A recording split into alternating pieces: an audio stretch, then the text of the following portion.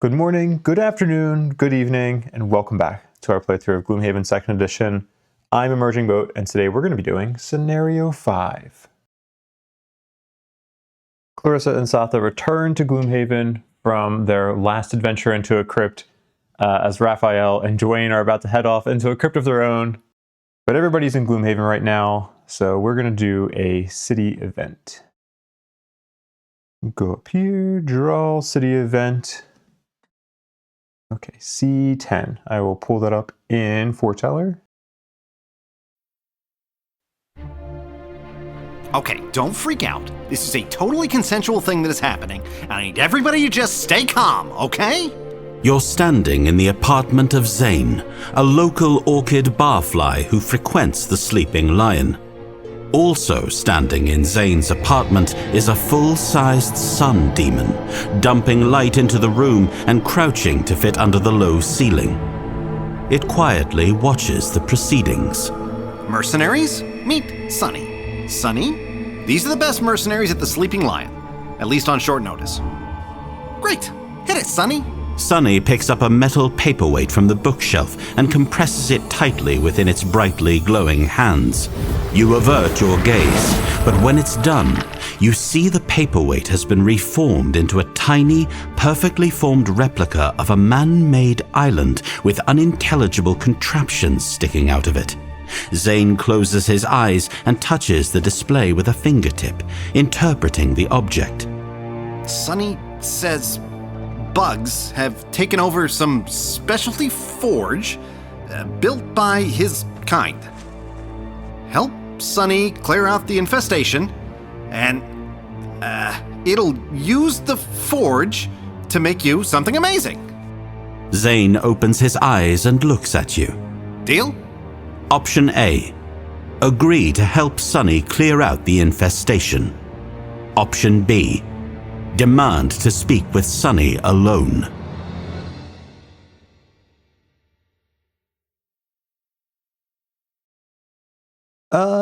I don't know. I don't know if the Sun Demon can talk. I don't know if speaking with Sunny alone would really do a whole lot for me. Sure, why not? Let's just agree to help Sunny clear out the infestation. With a name like Sunny, he's got to be friendly, right? Let's see. This option A. Not entirely sure of the protocol, you attempt to mime acceptance at Sunny. Sunny holds out a sun-drenched hand in response, focusing the energy to a singular point and deftly slicing the display into something new. A diorama of a sword. It returns to a resting position, eyeing you closely without apparent emotion. Zane closes his eyes and touches the miniature. Sunny says it knows how to make some kind of fancy sword with the forge. Get the bugs out, and Sunny will use the facility to sinter it for you. Zane's eyes pop open and he looks grumpily at Sunny. You're giving away the sword? Then you and I need to rework our arrangement. New scenario. Sintering forge. I'm curious what the outcome of the other results would have been. We'd have gotten 10 experience if we had an orchid, but we don't, so we made the right choice. Okay, nice. Let's see, I will accept that. Resolve event. Okay, I just added the event or the scenario manually. I think sometimes, excuse me, I think sometimes Gloomhaven Secretariat doesn't really do a good job of handling resolving city events because I end up having to manually remove it. One of the few issues that I've had because this is a fantastic app.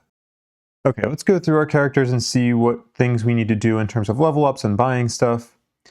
Clarissa has a level up because she's at 106 experience so far. She is a demon when it comes to collecting experience and gold. My God. So for level 3, let me jump over to our card choices for that. We have Flintlock, which is a top attack 3 at range 2 and muddle. You may place one of your money tokens in the hex occupied by the target to add +2 attack and pierce 2. And we infuse fire. Then at the bottom, we have a move 2, loot 1, create 1 poison immobilized trap in the empty hex of 1 looted money token, and that card is at initiative 51. And then for our other option, Hidden Daggers, we have a top action that is attack 2 at range 3, 5 times in a row. They're all separate abilities, but you get to do it 5 times in a row. And that's 2 experience, it's a loss. And then at the bottom action is attack 1, target 2 at range 3, add +1 attack on each target that is adjacent to none of its allies. I'll say that, admittedly, I'm not blown away by either of these cards. They both feel a little lacking. Flintlock top is pretty cool. You can do an attack 3, range 2. You don't really want to be doing that unless you can use your money token to add +2 attack and pierce 2. I don't think you're going to have a problem doing that. So if you do that, it becomes a very powerful way to try to deal with with shielded enemies. The fire is kind of useless to us. I don't know that it'll ever become useful. I don't know if there's any cards that actually consume fire for the Silent Knife. But the bottom is, I don't know, it seems pretty not exciting to me. A move 2 is tiny for the Silent Knife. I mean, that's just not good. Then the loot 1, okay, cool. Move 2, loot 1, that is nice. And then the effective create a poison, immobilize trap, and the empty hex of 1 looted money token. I mean, okay. I'm not often going to be doing a lot of looting in the middle of a round. This could pair well with the Mindthief or something like that. Somebody who has control and can force enemies to move into spots or push enemies, But at the same time, it's not a damage trap. It's just poison and immobilize. So you're still gonna have to force an enemy to get in there. And if you're not using that card until the end of the room, like when most or all of the enemies are dead, and you're trying to take most advantage of that loot action, then that trap doesn't really do anything for you. So maybe it's easier to use than I'm thinking, but I don't know. Not that exciting. Hidden Daggers top is a really awesome lost card. I mean, especially once you hit Prosperity 2 and you get access. Minor item spoilers here. You have things like the Power Potion, where you can add additional attack to your all of your turns or all of your attacks that turn. That becomes, right now it's basically attack 10. You can bring that up to basically an attack 15, which is amazing. Like, you could do it all against one enemy, you could do it against different enemies. Because it's all a bunch of different attacks too. Like, you have a lot of flexibility and you're going to get more consistency out of it because you're not just going to get completely shafted by the entire thing being lost to a null. And Silent Knife gets a really good attack modifier deck. And then the bottom of it is the ranged attack. It's similar to, throwing knives that we have, a little bit more restrictive, because in order to get that attack too, this is pretty worthless to do if you can't get that extra attack. I'm going to take Hidden Daggers, I think. I actually did consider going back to the level 2 card Open Wound and taking that. I'm probably going to be doing a little bit of a mix between ranged and melee with my Silent Knife. I don't think I'm going to fully lean into either. I kind of wish that, at least for Flintlock, instead of saying it was at range 2, it was within 2 hexes, because that way you could still get an attack off with a melee. You get a melee attack off without having disadvantage on it. That would feel like, oh, okay, this is the card that's meant for the, a more melee build. And then that extra hex it's just advantageous, as opposed to being kind of like, oh, you have to be at range 2 from it. So Hidden Daggers it is. Ooh, and then she gets 2 check marks here, 2 perks, because she leveled up and she completed her battle goal. So let's finish off this replace 1 -1 card with 1 +1, and that way I think she's removed all the negative cards except for the null. So that just makes her that much better at being able to do a lot of small attacks. And then she won't be participating in the upcoming scenario, so we will just mark her as absent. Okay, Raphael, I don't think has anything because he didn't participate in the last scenario, so nothing has changed with them. Dwayne, same situation. Raphael and Dwayne will be doing today's scenario. And then Satha, oops. Satha completed her mastery, so she gets 1 perk. I probably just want to remove that minus, or replace that -2 with a +0. As a solo player, I can at least rule out this this perk. All initiative values may be discussed freely and precisely, because internally I'm having that dialogue. Yeah. All right. Let's just take replace -2 with a +0, and then we will mark her as absent as well. Do I want Dwayne to donate to the sanctuary? 37 gold. Yeah, sure. Let's do that. Donate 10 gold. Okay. Then we're going to be doing scenario 5. So let's take a look at where that's at. That is in the Lingering Swamp. This actually would have been a good one to do with Clarissa.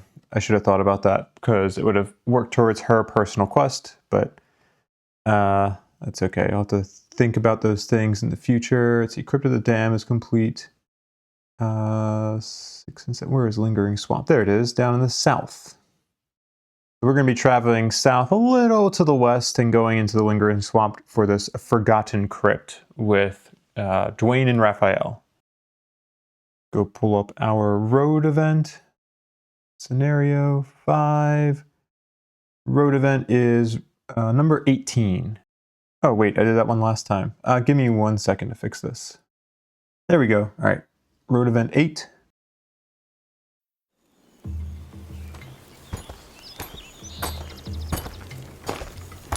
That's strange.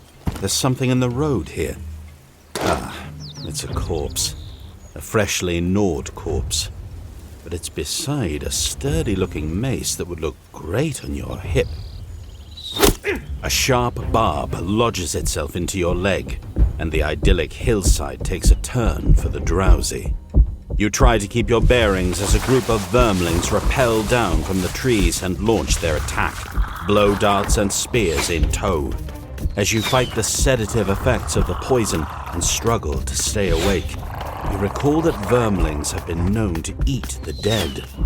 It is not a comforting thought as your eyelids get heavy. Option A. Defend yourself through the sleepiness. Option B. Grab the heavy mace and try to make a run for it.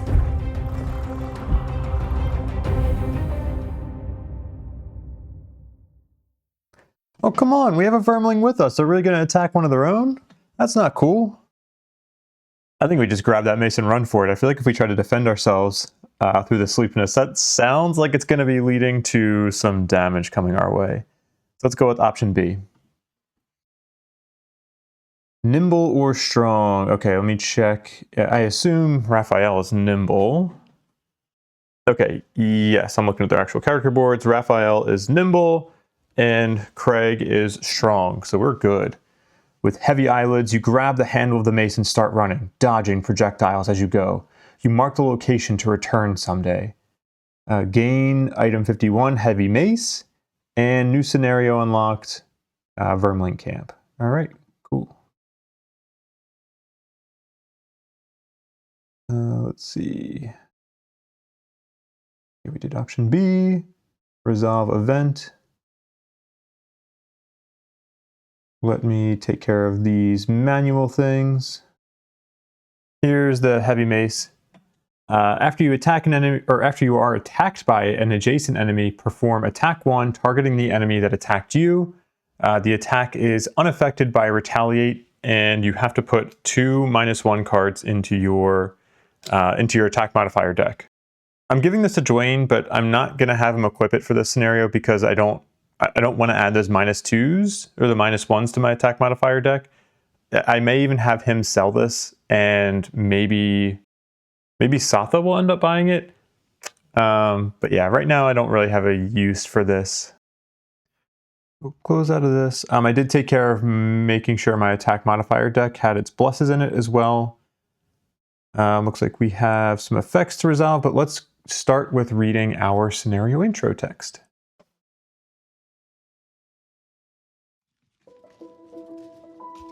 You answer a summons from the military, opening the door to an office in the West Barracks. Hey, thanks for coming. Arges Gantry, spy master of Gloomhaven's military, tilts back on a wooden chair. You're still looking for those creepy black-robed guys who are spying on the military, right? Take a look. The Quattrel spreads a map onto her desk. I borrowed this map from a group called The Vigil. Argé's lip curls. They're a bunch of backward, intolerant, self-absorbed idiots. But for some reason, they're popular with some people in Gloomhaven's military. So let's just keep First Shield Harmon in the dark on this one. You know, for deniability. The map shows incidents in the area around Gloomhaven, with some clear focal points. Check that one out. The Quattrel says, tapping a cluster of red. And bring me a prisoner to question. Back at the Crooked Bone, Hale slings a small bag over her shoulder. I'm coming with you. She insists. The last place had a rift in reality. Who knows what's at this one? You'll be lost without me. You protest, but the Esther simply disappears before your eyes. After a moment, you hear her voice from outside the tavern. Lock the door behind you. A short journey later, you find an overgrown mausoleum on the western border of the lingering swamp. Dark purple smoke seeps out from under the door and cascades over the stone steps. The elemental orb thrums in Hale's hand. Well, we're in the right place. The Esther mutters. Let's find out what's happening inside. The smoke is thicker beyond the threshold. It clouds your senses, sapping your strength as figures in black robes emerge from the shadows. You shouldn't have come here, ghost face. One of them snarls. Ugh. Hale sighs in disgust and looks over at you. Kill that one first, please. Oh, absolutely. We don't tolerate those kinds of slurs. Unless, is Hale actually Gloomhaven's version of Ghostface Killer? She could just be a celebrity. So our goal for this one, this is the first time it's going to be different than just kill all enemies. Scenario goal is, the scenario is complete when Hale A ends her turn adjacent to altar B. At the end of that round, read section 24.5. Scenario effects, each character gains curse. Darn. Yeah, Hale is going to be an ally to us. She has, 10 hit points, I think, for us. Blah, blah, blah. She acts on an initiative 99 each round, performing move 2 towards the altar on tile 13A, opening doors and springing traps if necessary. If Hale dies, the scenario is lost. All right, cool. So we just won't let Hale die. Let's cut over to our scenario setup. Boom! I decided to get a little crazy with it and use some of these little frosty pillars instead of the stone pillars to put in here, just to give it a little bit of different flavor. And in case it's hard to tell, we have a door here in the north part of the starting room, and then we have some walls here. So while there's a lot of like conjoined kind of space here, we're gonna have to go up into that north room. Hale is over here with this little blue standee base. And then we have this marker C over here that I don't think we've been given instruction on what we should do with it yet. So presumably we'll do something with that later. Let's jump over to our mercenary loadouts.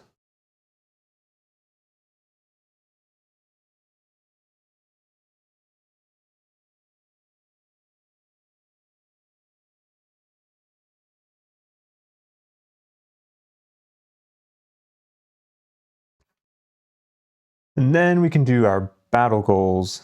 We have to add some negative modifiers here. We have to add curse for Dwayne. And then I have, let's see, standees 1 and 4. Okay, now battle goal time. Raphael gets Hunter, kill 1 or more elite enemies or 2 or more for 4 characters. All right, so 1 or more elite enemies. Prepper is perform no attack abilities in the first 3 rounds.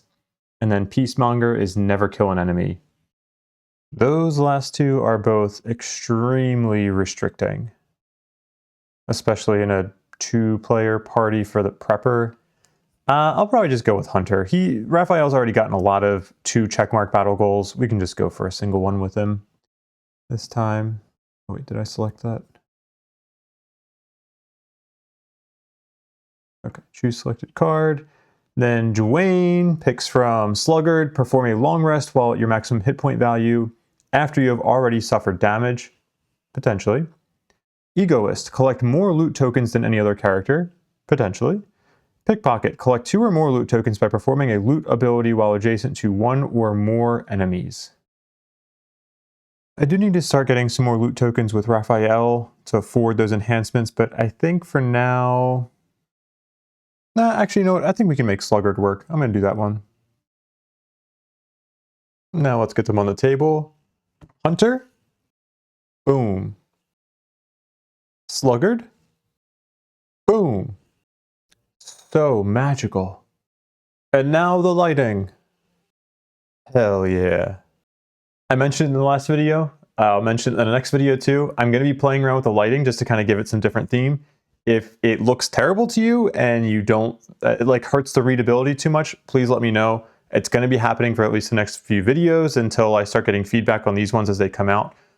But if I get negative feedback on it, a lot of it, then I will stop doing it. I'll just go back to like the normal lighting that I had in the first couple of scenarios. But also let me know if you do like it, because I don't know, to me it just adds a little bit of extra pizzazz for, you know, I only have so many different types of terrain sets and everything. One thing I meant to do while I was in town, I did actually want to get an enhancement for Raphael. So what I'm going to do is I'm going to enhance Hidden in the Shadows with a +1 attack. I do temporary enhancement, so it's going to cost 40 gold, and they actually have an enhancement calculator in here, I realized. So if we go to this, temporary enhancement attack +1, that is 40 gold. We'll bring this down to 0. Boom. We will increase, or we'll make a check mark towards our personal quest. And then this is our new enhanced Hidden in the Dark, or Hidden in the Shadows. It's not a super expensive enhancement. I think it's really nice because you're adding a +1 onto an attack that already has advantage, and you're just more likely to be able to get the invisibility there. I'm interested in trying to get some, like, add some negative conditions to some attacks at some point. But I think while I'm still kind of getting a feel for getting in the rhythm with Raphael, this is just a safe enhancement to go with. Close out of this. All right, now I think we're finally ready. For round 1, I'm going to go early with Raphael and get a ranged attack off on one of the cultists. Not sure which one, maybe depends on what they're going to do. And immobilize them, generate cold. Maybe we'll have that ready and want to use that for the next round.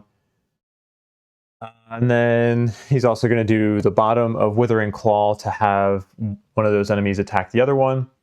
And then Dwayne is going to do a small move with the bottom of Earth and Clod, and then use the top of Massive Boulder to do an attack on one of those enemies and do some chip damage on the other. How I spread all these attacks out is just going to depend on what the cultists draw, because if they're going to be summoning this round, then I'm going to try to focus down at least one of them to kill one of them. Otherwise, I may spread that damage around a little bit, but we'll see. Let's go here and draw. Okay, so they're going to be doing some healing, and what is the name of that condition? Safeguard. Okay, it protects against 1 negative condition, but only, it doesn't remove a negative condition that they might already have. All right, let's do this. Let's do the bottom, or I'm sorry, the top of Hostile Takeover on cultist number 4. We're doing attack 2 at range 4 and immobilize. Attack 2 +1 is 3 damage.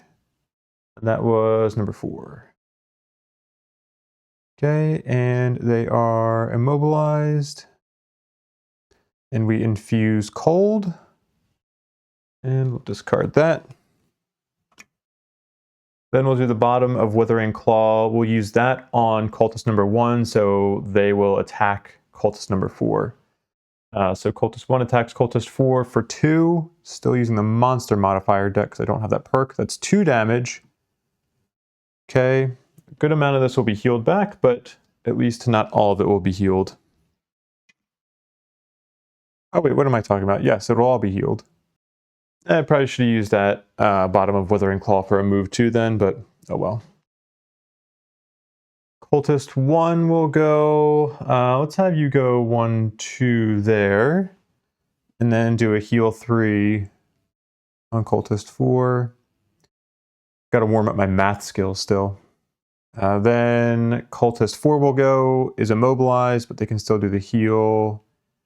And only Cultist 4 is safeguarded because both heals went to them.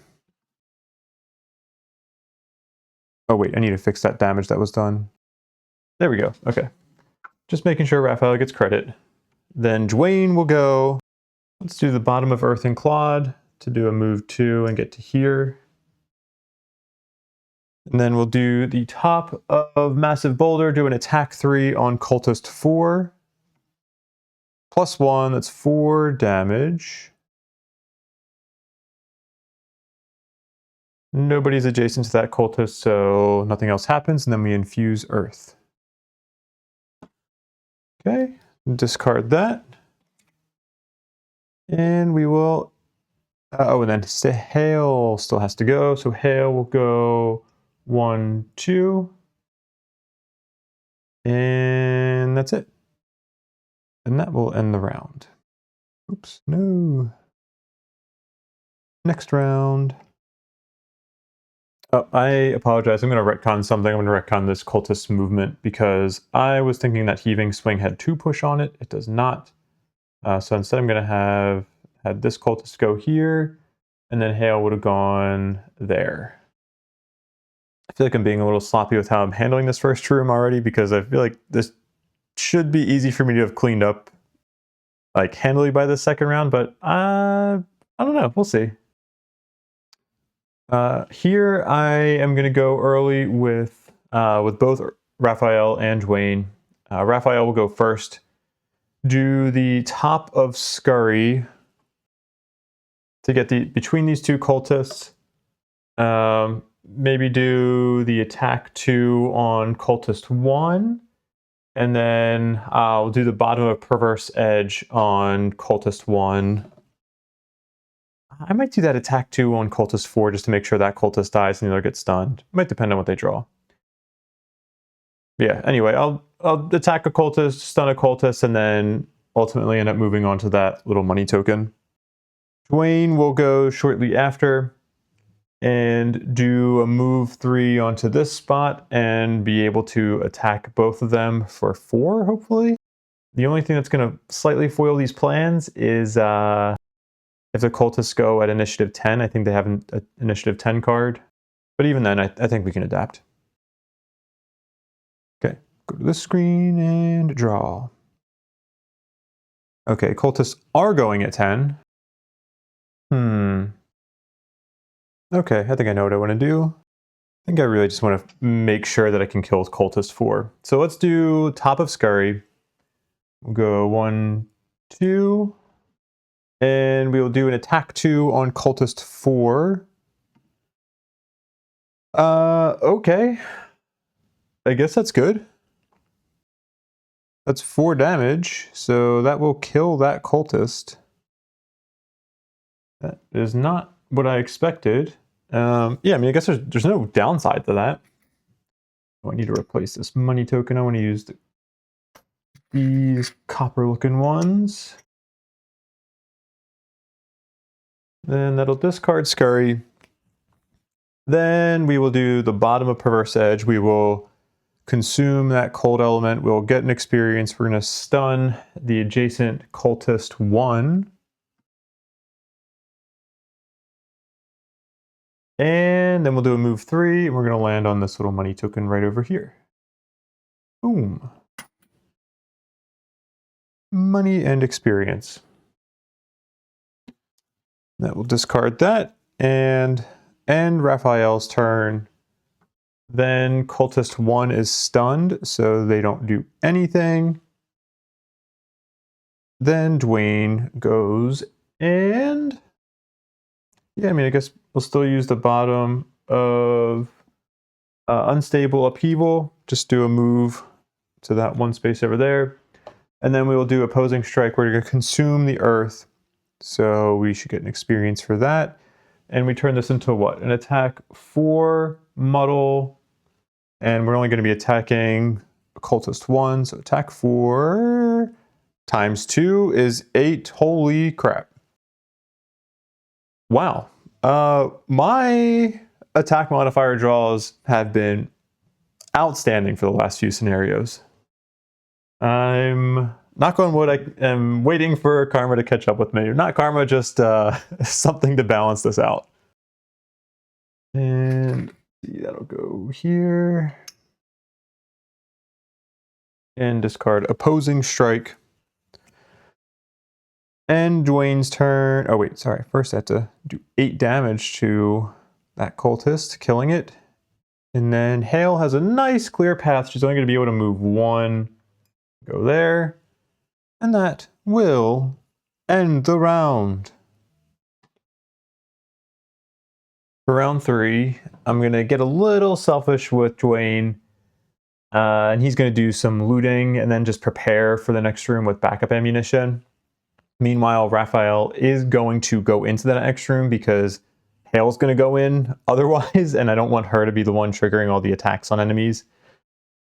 So we're going to be doing the bottom of Pilfer just so we can get a big move and have a lot of options for when we want to position and where we want to do it.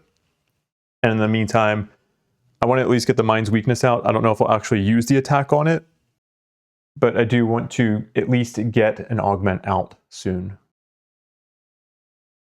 And draw. All right, Dwayne starts. We are unfortunately going to be doing, oh wait, let's see, 1 obstacle tile and adjacent empty hex on. Oh, okay, actually no, I thought I was going to have to damage Hale and I don't. Normally I would use a little boulder to represent Dwayne, Cragheart's little obstacles. But actually, Dwayne just brought with him some barrels. He's working a little side hustle at the docks, and they decided to pay him in barrels and boxes instead of actual money. Dwayne did not know this going into that job. Nobody's going to take any damage. We are going to loot 1, so Dwayne will get the money that he did not get from his job at the docks. And get 2 gold tokens. And then we're also going to infuse earth. Okay, and then we will use the top of backup ammunition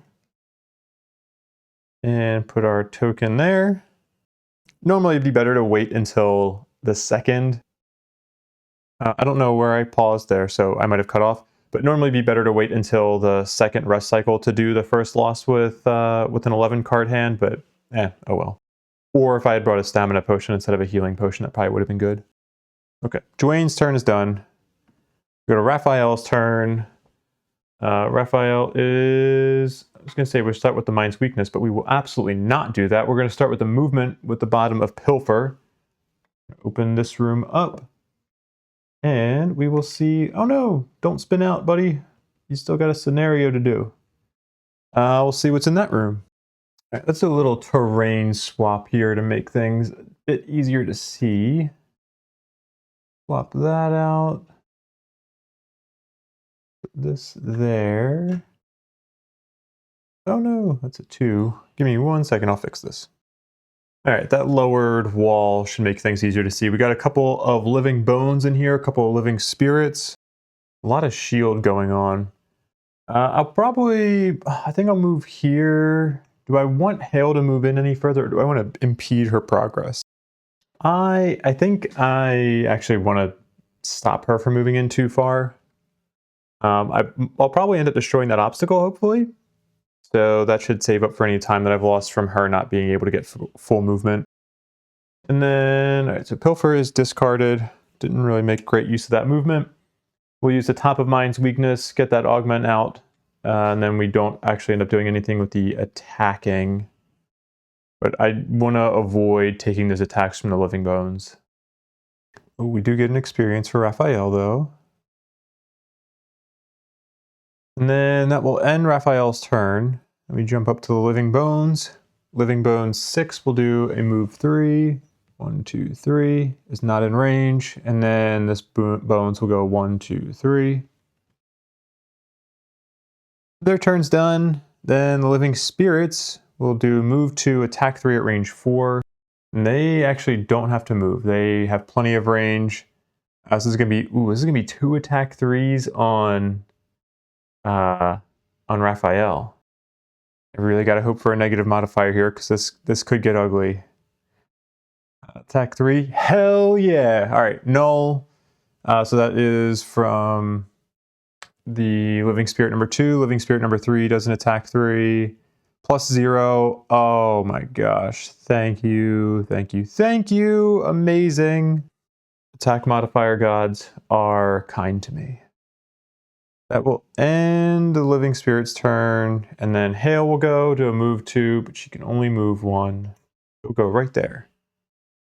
And that will end that round.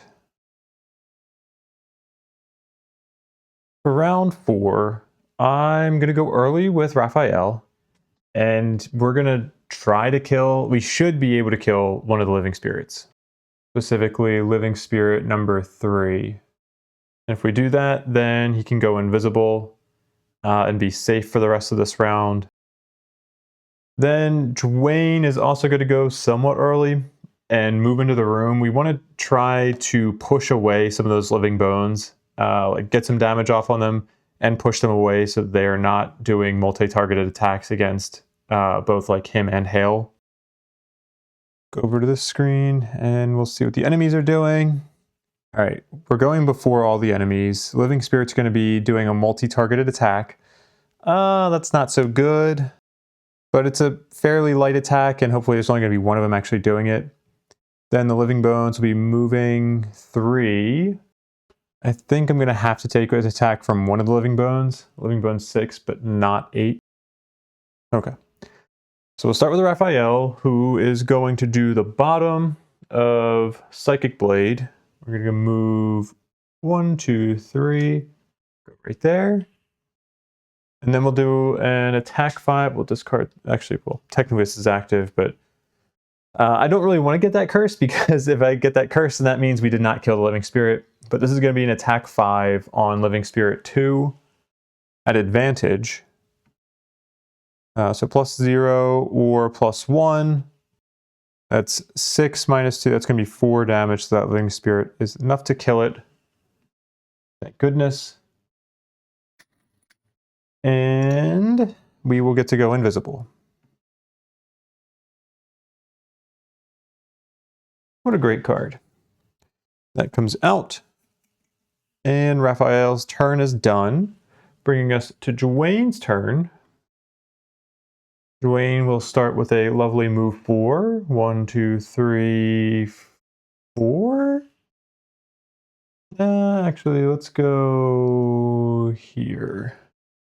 Or, actually, if we go here, we can push the Living Spirit back and prevent that Living Spirit from attacking Hale. Yeah, all right. I'm down with that. Okay. Mud Eruption is discarded. A great high movement. Early initiative for Cragheart. Great card. Then we'll do the top of Crater. We're going to consume that earth. We'll get an experience. And we'll add push 2 to this attack. And we're going to be using a charge of backup ammunition to be able to target 2 enemies. Oh, you know what? I want to move here. I'm thinking about next turn. So give me 1 second. Yeah. Because if I don't go here, then I might get boxed out of the thing I want to do next. Let's start with the attack on the Living Bones 8. It's going to be an attack 3, push 2. What you got? Plus 0. All right, so it's going to shield one of those. Give me 2 damage, and then push it back 2. Push it 1, 2 here. All right, and then we will do it against the Living Spirit. Attack 3, push 2, plus 0. That is just going to be 1 damage to that Living Spirit. And we'll push it. Let's just push you there.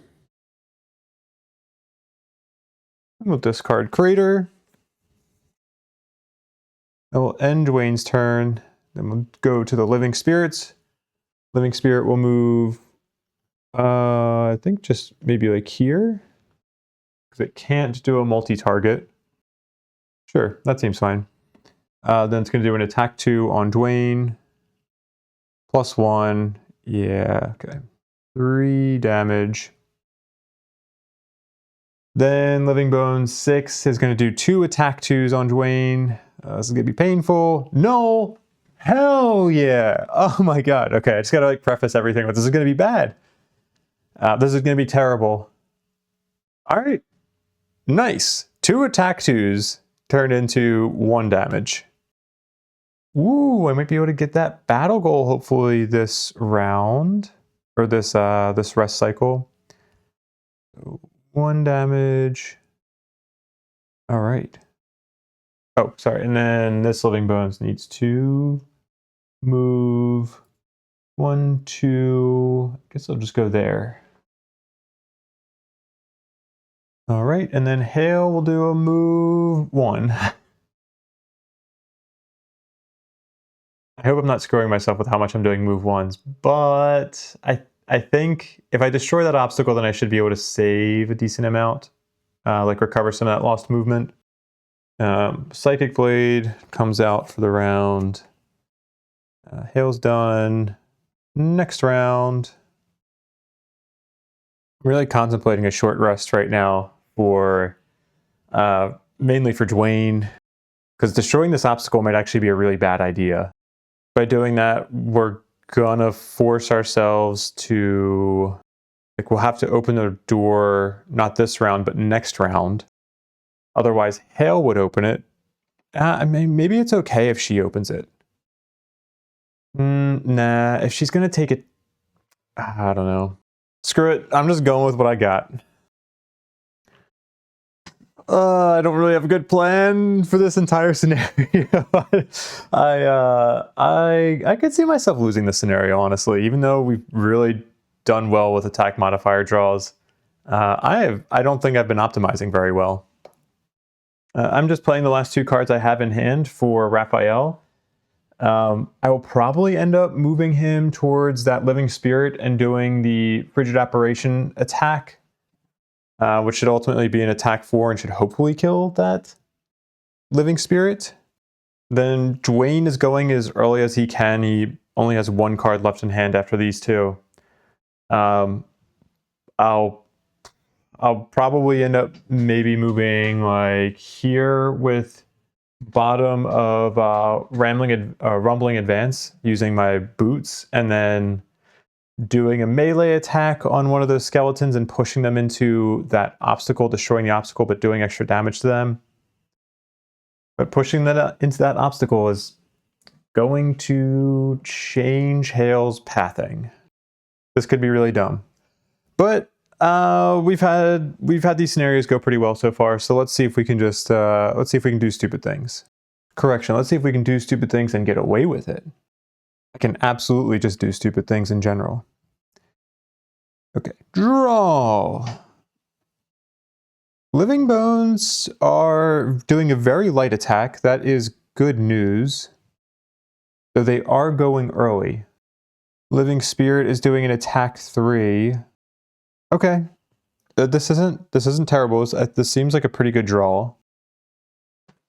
All right, Raphael is going to the bottom of Submissive Affliction for a basic move 2. 1, 2. And we'll discard that. Then we'll do the top of Frigid Apparition, which is going to be an attack 4 on Living Spirit 3. +1, so that's 5. It's shielding for 2, so that's 3 damage. Cool. Living Spirit 3 is dead. Okay, I feel better now. I definitely feel better. That gets discarded, and we infuse ice. Raphael is no longer invisible, but I think is actually maybe a good thing. Hold off on this for a second. Because Living Bones are going now. Living Bones 6 will just stay where they're at and do an attack 1 on Dwayne. +2. I can't complain. I've had really good draws so far. That's going to be 3 damage to Dwayne. Okay. And then Living Bones 8 is going to do an attack 1 on Raphael. -2, no damage to Raffi. That'll end Living Bones' turn. Then Dwayne goes. We'll do the bottom of Rumbling Advance, and we're going to use the Weathered Boots to turn this into a move 3. So 1, 2, 3. We're going to end up looting that token because I'm not going to move after this. I'm just going to take it now. Okay, come on. There we go. And you get a money token. Oh, we got to slide these over. So we did that move 3 for bottom of Rumbling Advance, and then all adjacent allies and enemies suffer 1 damage. So sorry, Raphael.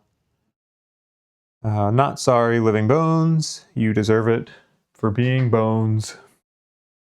Then we generate or infuse Earth. Then we'll use Heaving Swing on, we're going to do it on Living Bones 8 because it's a much higher chance of killing that enemy. Attack 3, draw modifier, +0, that should be just enough. So it's going to be 2 damage to that Living Bones, and then we will do push 1, pushing them into this 3 hex obstacle. And that will kill them there because we're going to deal 2 damage for each space they move through that had an obstacle. That's going to go there. And we get an experience for doing that. And then we'll discard Heaving Swing. And that will end Dwayne's turn. So Hale is just going to skitter along here, move towards that door. That'll end the round. I'm going to short rest with both Raphael and Dwayne. I'm not going to discard the Mind's Weakness. 3, 2, 1, stop. Boom. Submissive Affliction. I'm okay with losing that. It's fine. Now for Dwayne. Wait, is there anything? Oh no, I definitely don't want to discard backup ammunition. 3, 2, 1, stop. Massive Boulder. I don't think I want to lose that, but I also don't really want to lose a health. This is a tough decision. I'll lose it. I don't want to lose a health, and I don't want to risk losing an early initiative card. Oh, forgot to kill that Living Bones. There we go.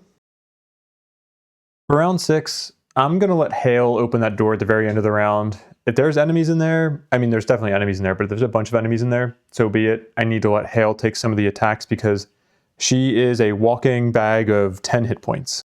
Next round, I'll probably want to try to slow her down though, so she doesn't like just keep opening doors, but at the same time, we don't need to kill all the enemies, so I don't know. I need to remember that it's not a kill all enemy scenario, it is a get Hale to the altar scenario. So we are going to go early with Raphael. We're going to do Scurry to get close to that Living Bones, do a little attacky tack on it, and then stun it and move close to the door. I guess I could move into the doorway, but no, I'd rather let Hale take the attacks. Raphael is way too low on health. Then Dwayne is going to go at 35 and do an attack 4 on that Living Bones. The stun might end up being a waste if we end up killing the Living Bones, but we're not guaranteed to kill it. And at least this gives me the freedom to not feel like I have to go super early with Dwayne, because I can now do the bottom of Avalanche to get a little bit of healing in, and then still just get a nice attack off. If we don't kill the Living Bones, then it'll actually, or at least be immobilized for next round. And actually, I want to change Cragheart's initiative to 75. I want to go late. I want to go after that Living Bones because it's going to be stunned this round. Okay, switch to this, and let's see what they're doing. Shield 2 and heal 2 self. Okay, well, you're getting stunned. You're not doing that. I could maybe go with Raphael and step into that doorway and then see if there's going to be an enemy to stun, but it might be worth it if there's an enemy adjacent to that door, but I am not going to rely on that. So we'll continue as planned. We'll do move 1, 2. Let's go there and attack 3 because we still have the mind's weakness out. Nice. That is going to be an attack 6. So you're going to get hit for 5 damage after that shield 1. Almost dead. All right. And discard this. Then we will do the bottom of Perverse Edge. We will consume that ice. And we will gain an experience to stun this Living Bones. Boom. Experience gained. And then we'll move 3. But actually, let's just move... I don't know. Let's just move on to the money token. Why not? Why not? Why shouldn't I have money? Okay, we'll discard this. Oh, I need to gain my money token in here. I didn't do that yet, did I? No, definitely not. All right, cool. So that ends Raphael's turn. Living Bones doesn't get to do anything because they're stunned. So Dwayne will put his cards in place first. Then let's use the bottom of Avalanche first. We can do a heal 2. We're going to consume that earth really just for the experience. Who do we want to heal? I'm going to be selfish and heal Dwayne because I'm hoping there's still a chance that I can try to get that battle goal, but at this point it's kind of looking a little unlikely. But if I'm going to do it, I need to heal myself here. We'll discard that. Then we'll do an attack for Immobilize on that Living Bones. Okay, there's the curse. I guess if I had to draw it, let's do it now. I wasn't really expecting to kill this Living Bones anyway this round, so that's okay. They do still get immobilized. And we still infuse Earth again. Oh, and we get an experience for that. Nice. Good on you, Dwayne. Discard that. And Dwayne's turn, and then we have the irritable Hale, who is going to be moving into that doorway. Move 2. It does say she opens doors, right? Opening doors and springing traps if necessary. Yes, okay. So Hale opens that door, and we will see what's behind it in a second.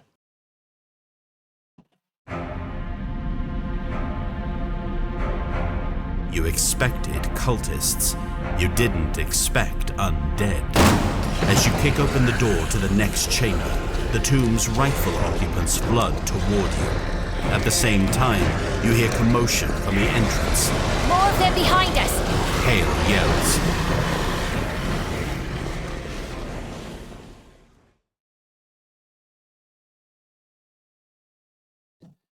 Let's see, spawn 1 normal cultist for 2 characters or 2 normal cultists for 3 or 4 characters at sea. Ah, damn. The cultists are going to be summoning. I mean, that's not really annoying for cultist 1 so much as it is super annoying for cultist 2. Okay, well, Hale ends her turn. This Living Bones 8 isn't going to do anything. And then these cultists are both going to summon. Darn, darn, darn. Okay, 2 and 9. At least the cultists are stunned for the next round, but that stinks. Next round. I would love to try to focus on that elite cultist for Raphael's battle goal, but I don't think I should prioritize that.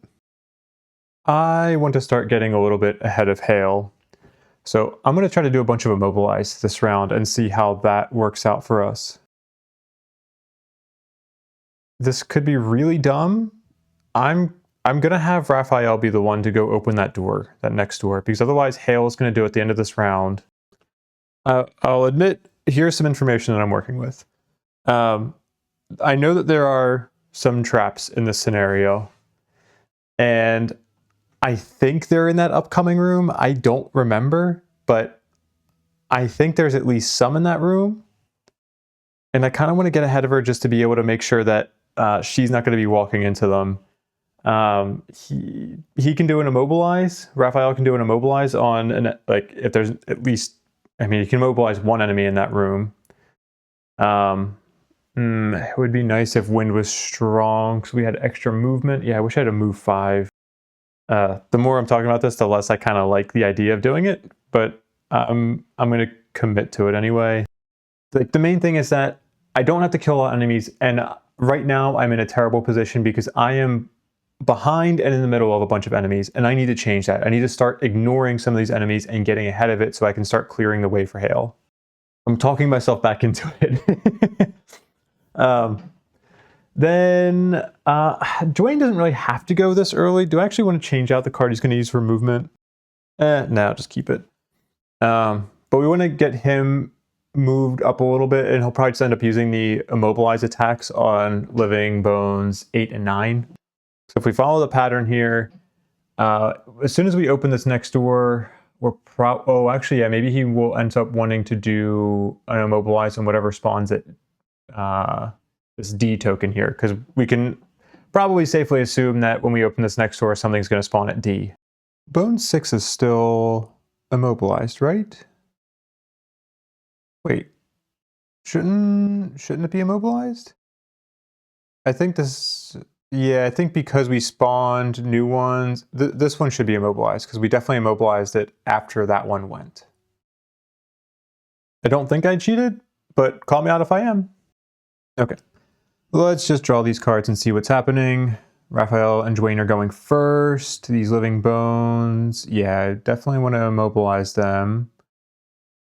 Oh, nice! Haha, screw you, cultists. You were going to be summoning, but you're not now. Although it's probably going to be a cultist that spawns at D. They'll probably summon. That's fine, though, actually. I'd rather it summon than summon at D than like have something attack Dwayne this round. All right, cool. This is a good draw, I think.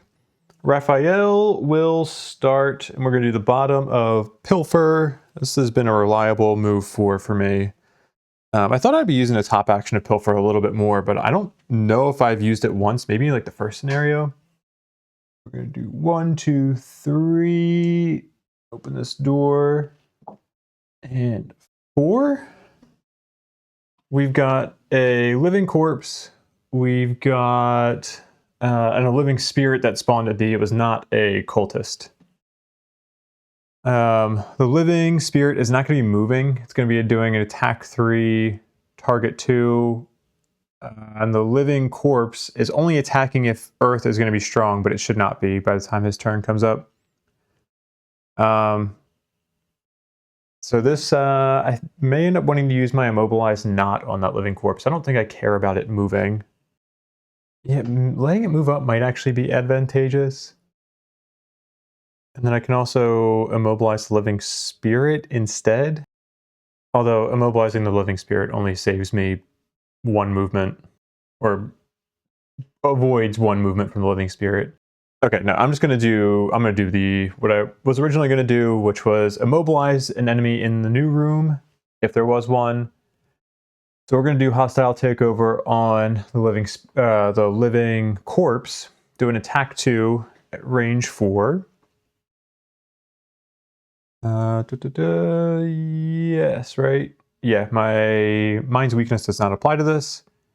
So just 2 damage to that living corpse, and it is immobilized. Oh shoot, I just realized. Oh well.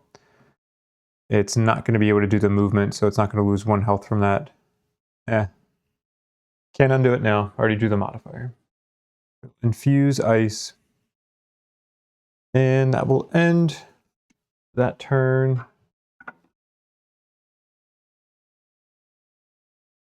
Dwayne is up.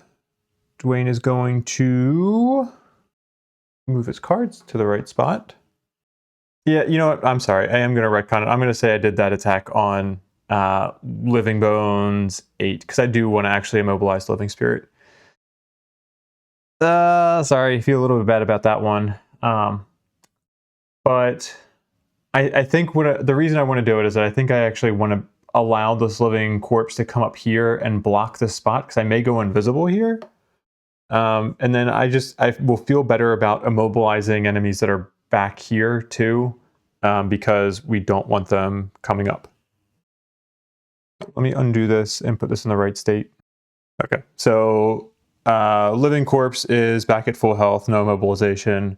Living Bones is at -1 health after the shield, and they are immobilized. So then for Dwayne's turn, I'm going to do the bottom of Versatile or Unstable Upheaval. Sometimes it's hard for me to read sideways. These cards are sideways to me. So we're going to do a move 3. Go 1, 2, 3. And we're going to consume this Earth element and do an attack to immobilize and gain an experience.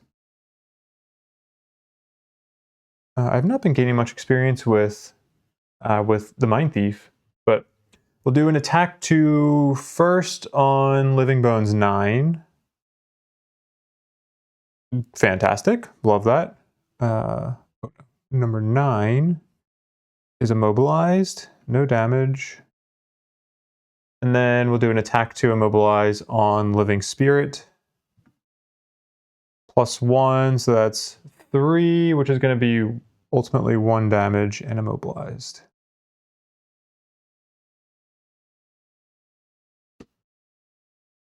Discard that.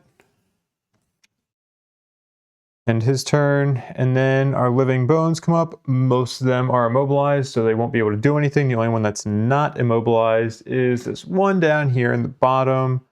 It's going to do a move 3. 1, 2, 3. Living Bones are done. Living Spirit can just get an attack 3 off on Dwayne.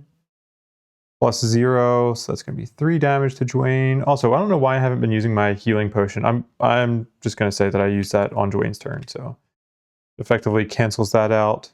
Although I do care about the stats, so heal 3, and then Living Spirit does 3 damage.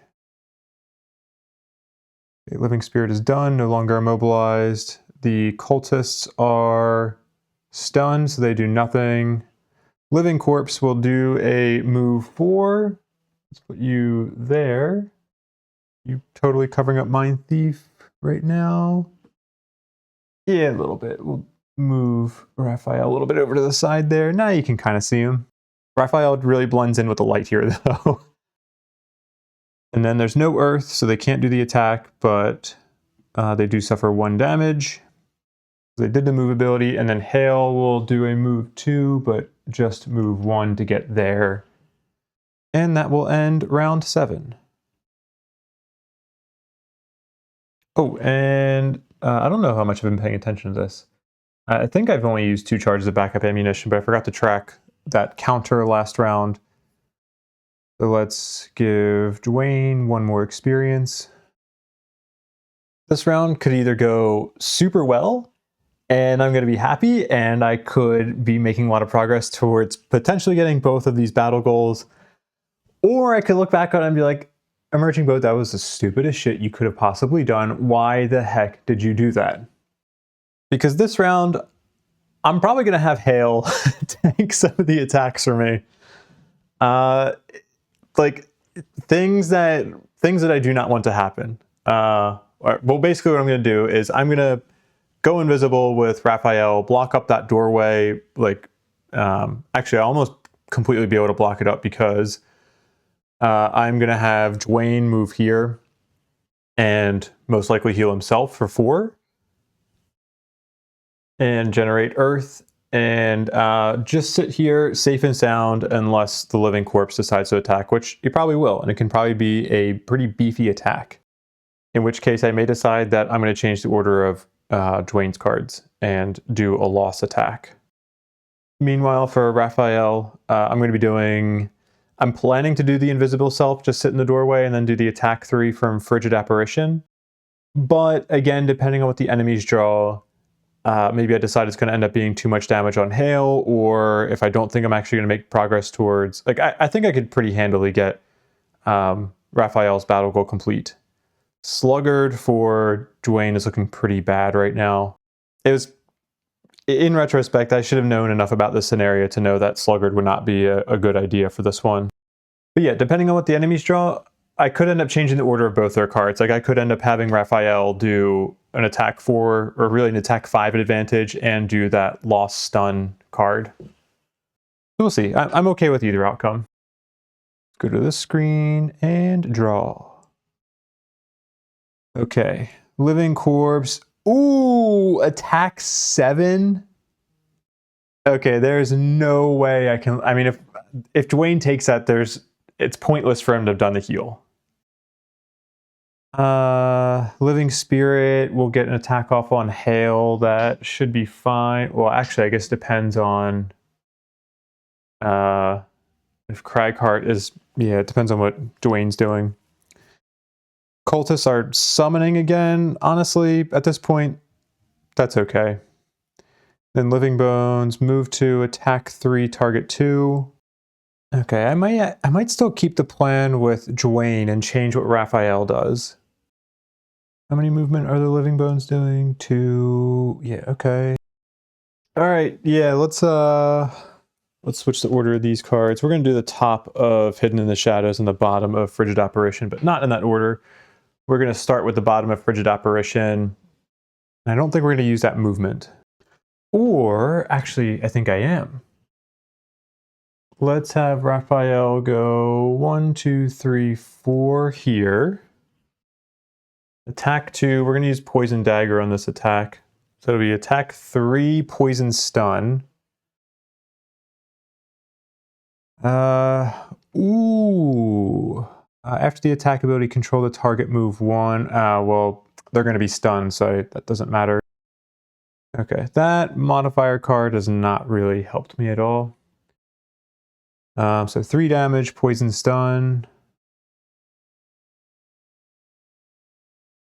Oh, they're immune to poison. Okay, well then I wouldn't have used the poison dagger. Forgot about that. Even though it says right there on the card. Then we infuse ice. And we gain 2 experience and we lose that card. Did I stun? I did, okay. Then we'll do the top of Hidden in the Shadows. This is going to be an attack 5 at advantage.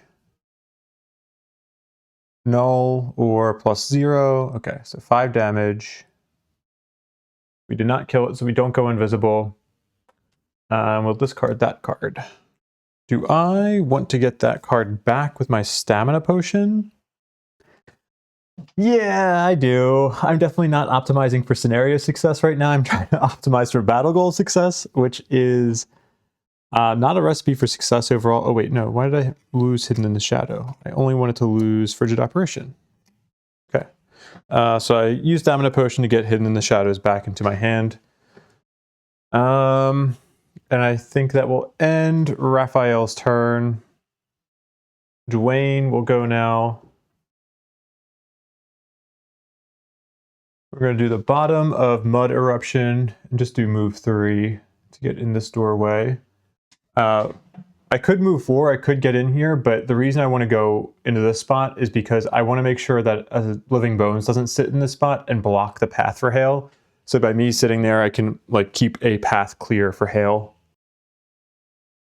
We'll discard Mud Eruption, and then we will do the top of Rumbling Advance and do heal 4, generate Earth, infuse Earth on ourselves. Still trying to go for his battle goal, even though I don't think I'll actually be able to get it. I'm still going to try.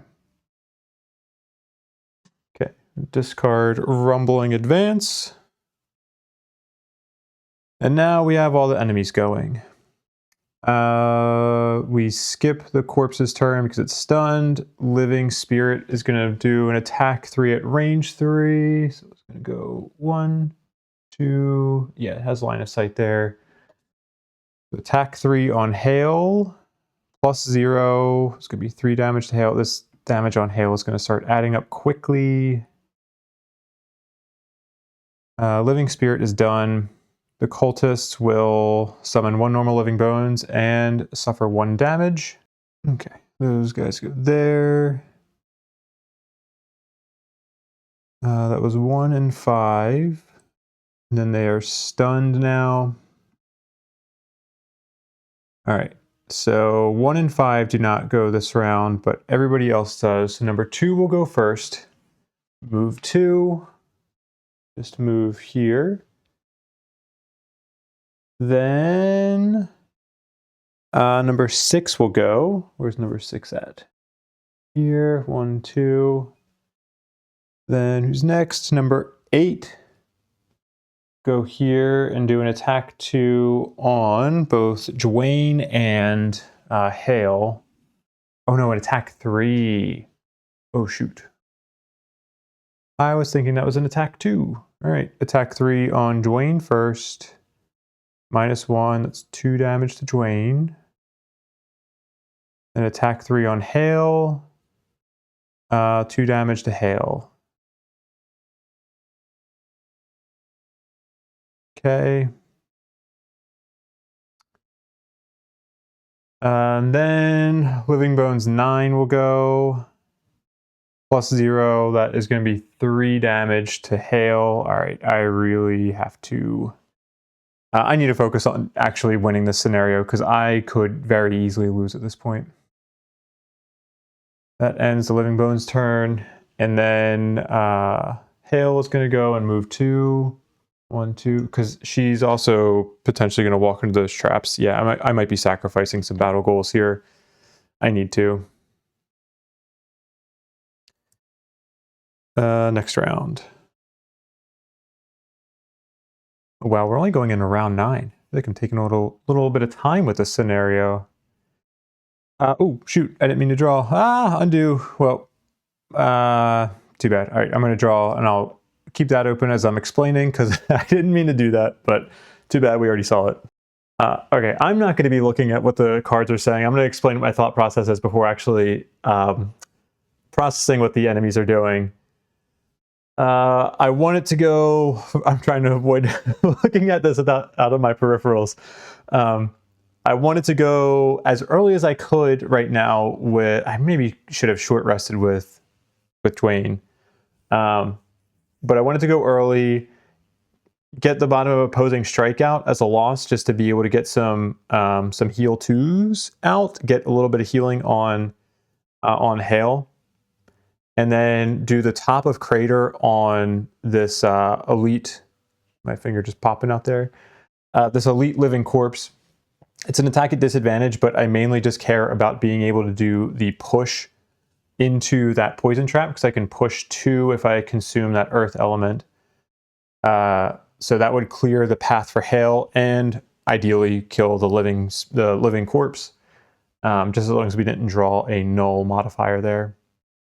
If we did draw a null modifier, then I could finish them off with Raphael, but Raphael I didn't really have a specific plan for other than just get into a position. I don't know if... Yeah, I don't really know what I was going to do with him. I was just kind of like just biding the time with him this turn. I actually maybe should have long rested with him. But, oh well, too bad. I did actually want to be able to clean up the living corpse in case something went terribly wrong. Okay, well, with that being said, let's see what's actually going to be happening now that the enemy cards are drawn. Well, the cultists are stunned, so they won't do anything. Fuck yes! This is the card that I wanted for the Living Bones. Oh, man. Okay, there's actually still a chance that I can get my battle goals. At least I should actually focus on getting the battle goal for Dwayne, because Raphael has already gotten so many perk marks anyway. Oh, that's wonderful. It's the best possible card we could have gotten for Living Bones. Living Corpse card shouldn't matter. Ooh.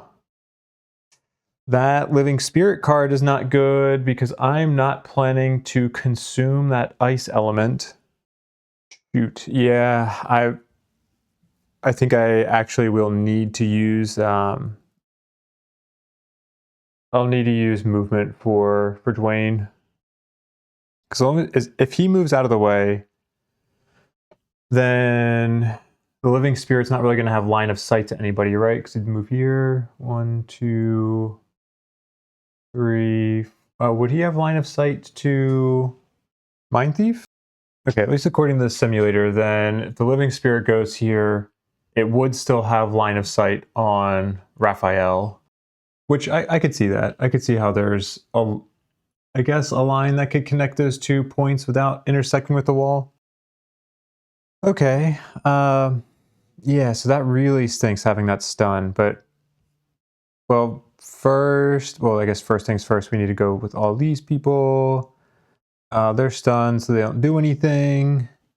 They will all heal 2. Apply highlighted abilities for 6 and because they're the only ones who've lost health. Sure. Okay. Then Dwayne is going to start with doing the attack 3 from Crater. Oh, and we do have a charge of backup ammunition. Well,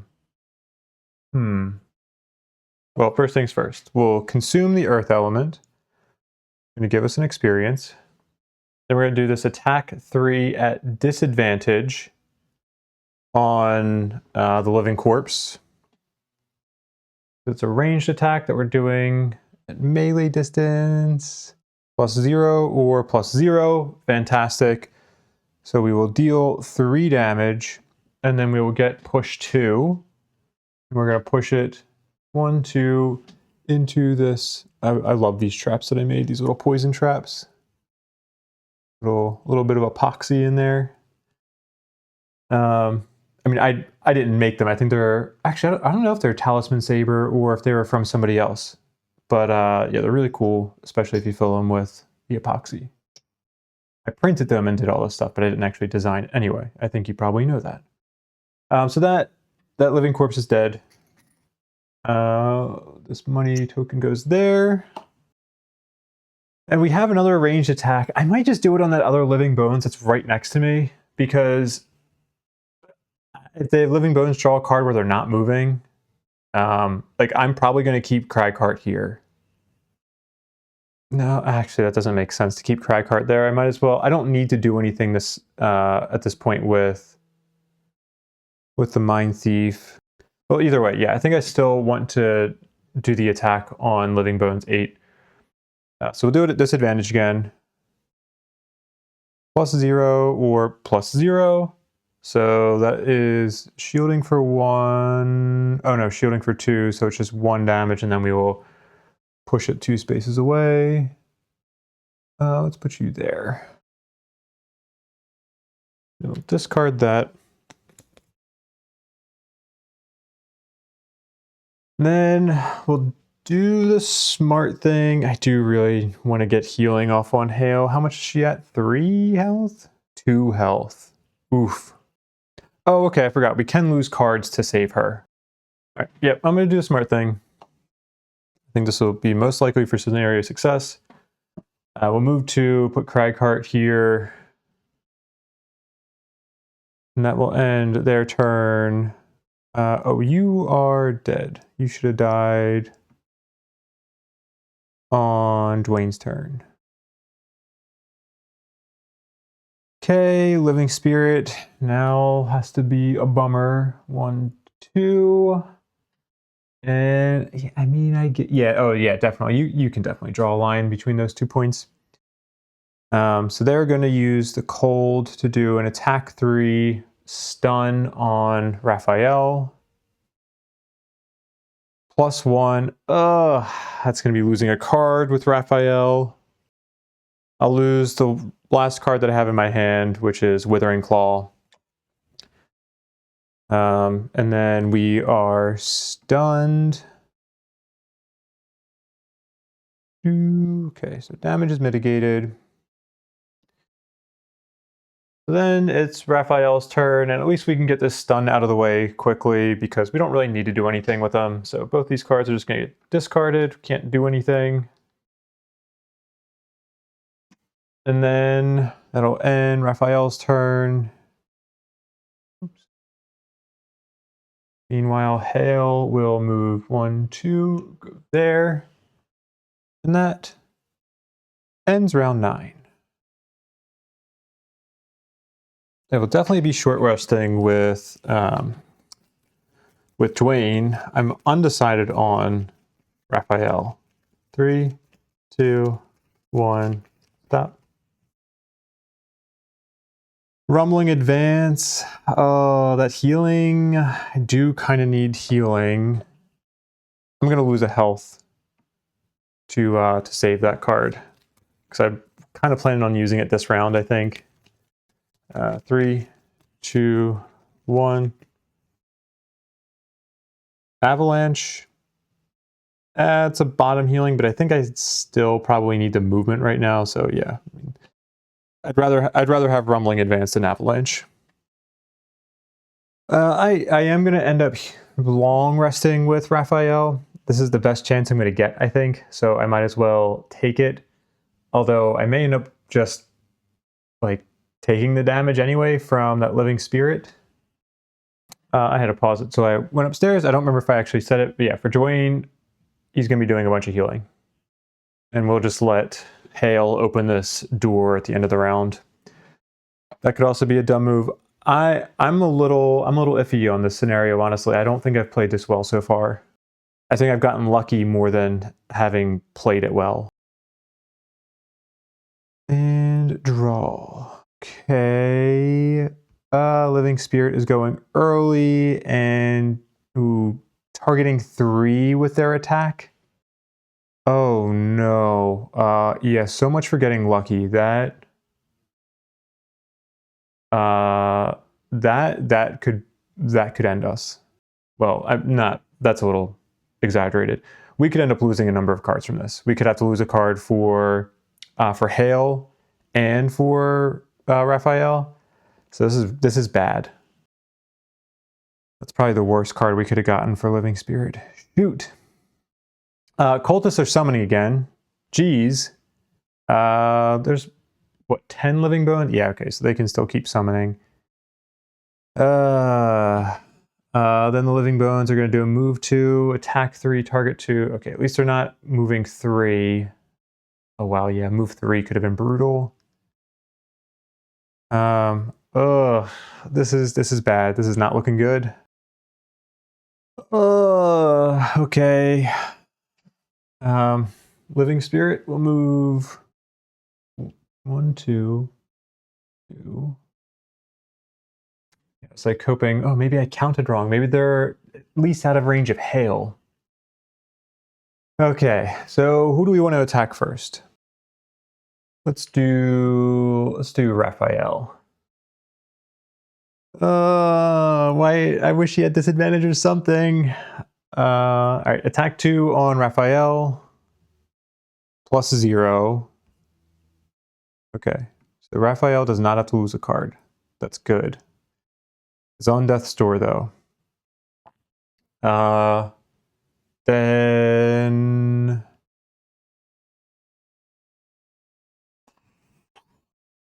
what have we drawn so far with modifiers? I don't know. Let's do Hale. Yeah, screw it. Let's do Hale. All right, attack 2 on Hale. Probably have to lose a card for this. Yes, -1, -1, -1. Okay, Hale is also at death's door. Oh my god. All right, then Dwayne. We'll do attack 2 against Dwayne. You're the one we can take the most. Hell yeah. Well, I mean, not good, but like good that was the order. So 3 damage to Dwayne. Yeah, this is a bad job by me. Did not play this well. Anyway, all right. We're still playing. So that is going to end Living Spirit's turn. Dwayne is going to go. Let's do. It might be smart to do a big heal on Hale, but I'm going to take it for Dwayne. I'm still going to try to go for his battle goal. So we're going to heal 4 on ourselves. We're going to infuse Earth. And that's going to end the top of Rumbling Advance. Then we will do the bottom of Opposing Strike. So put this in our play area, put a character token on there. And at the end of this turn, we're going to get an experience for this. We're going to heal Hale for 2. And gain an experience. Okay. On the bright side, that at least prevents living bones, like living spirit going there prevents living bones from getting into that space. All right, we need to draw some more living bones. I just put them, it's 10 and 3 are our new ones. Apply those 10 and 3. And those guys are stunned. They've just been eating away at their own health with summoning. All right, then everybody but 10 and 3 are going to move to, I'm not going to, I guess I should do this in order. Well, all right, 1 is going to go 1, 2. Then 2 is not out. 3 will go here. 4 is not out. Oh, 2 is out. Sorry. 4 is not out. 5 will go here. 6 will go here. 7 is not out. 8 will go here. And 9 will not move. Oh, and then 10. Oh, wait, what were the 2 that I just summoned this turn? 10 and 3. I should not have moved 3. So 3 would still be here. Which means that 8 would have moved here. And that is a hilarious amount of enemies back there. Holy crap. Oh, I'm so screwed. All right, living bones are done. At least I didn't get any attacks off. Hale will go. Oh, I guess. I feel like Raphael should technically go first because I thought. Wait, characters go first, right?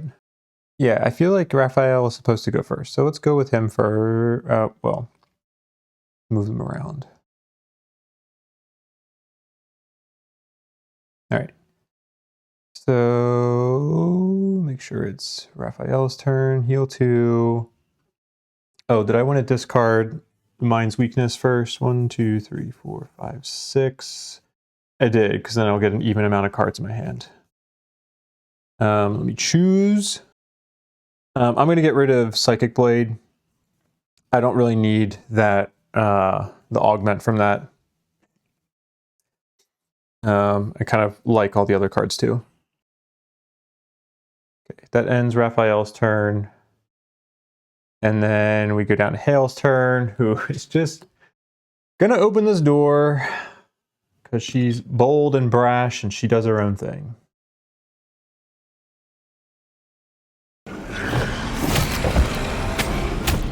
More undead crowd the doorway. Beyond them, cultists chant over an altar at the far end of the room, summoning the beginnings of another rift. You've already got undead to deal with. A portal full of demons is the last thing you need. Okay. Hale yells over the corpses' moans. I think I can stop them, but I need to get this. She raises the orb and points to the altar. Over there. Make a path.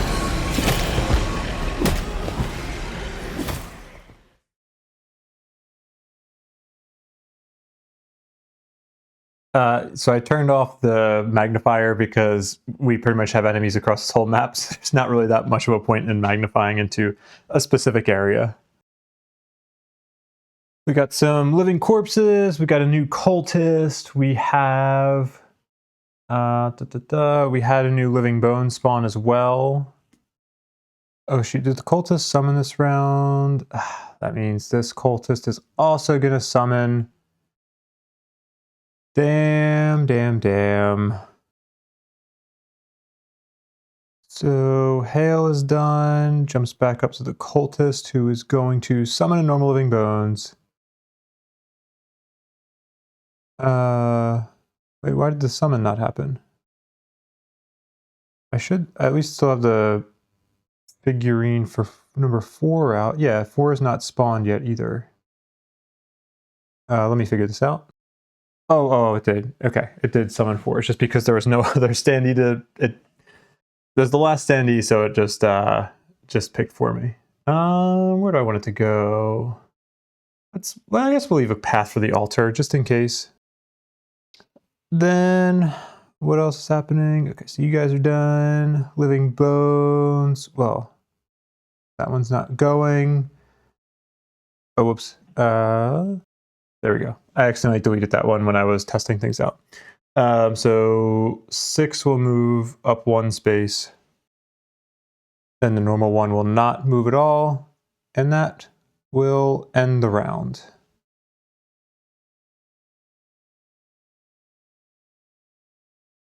Oh, this should be in the lost pile.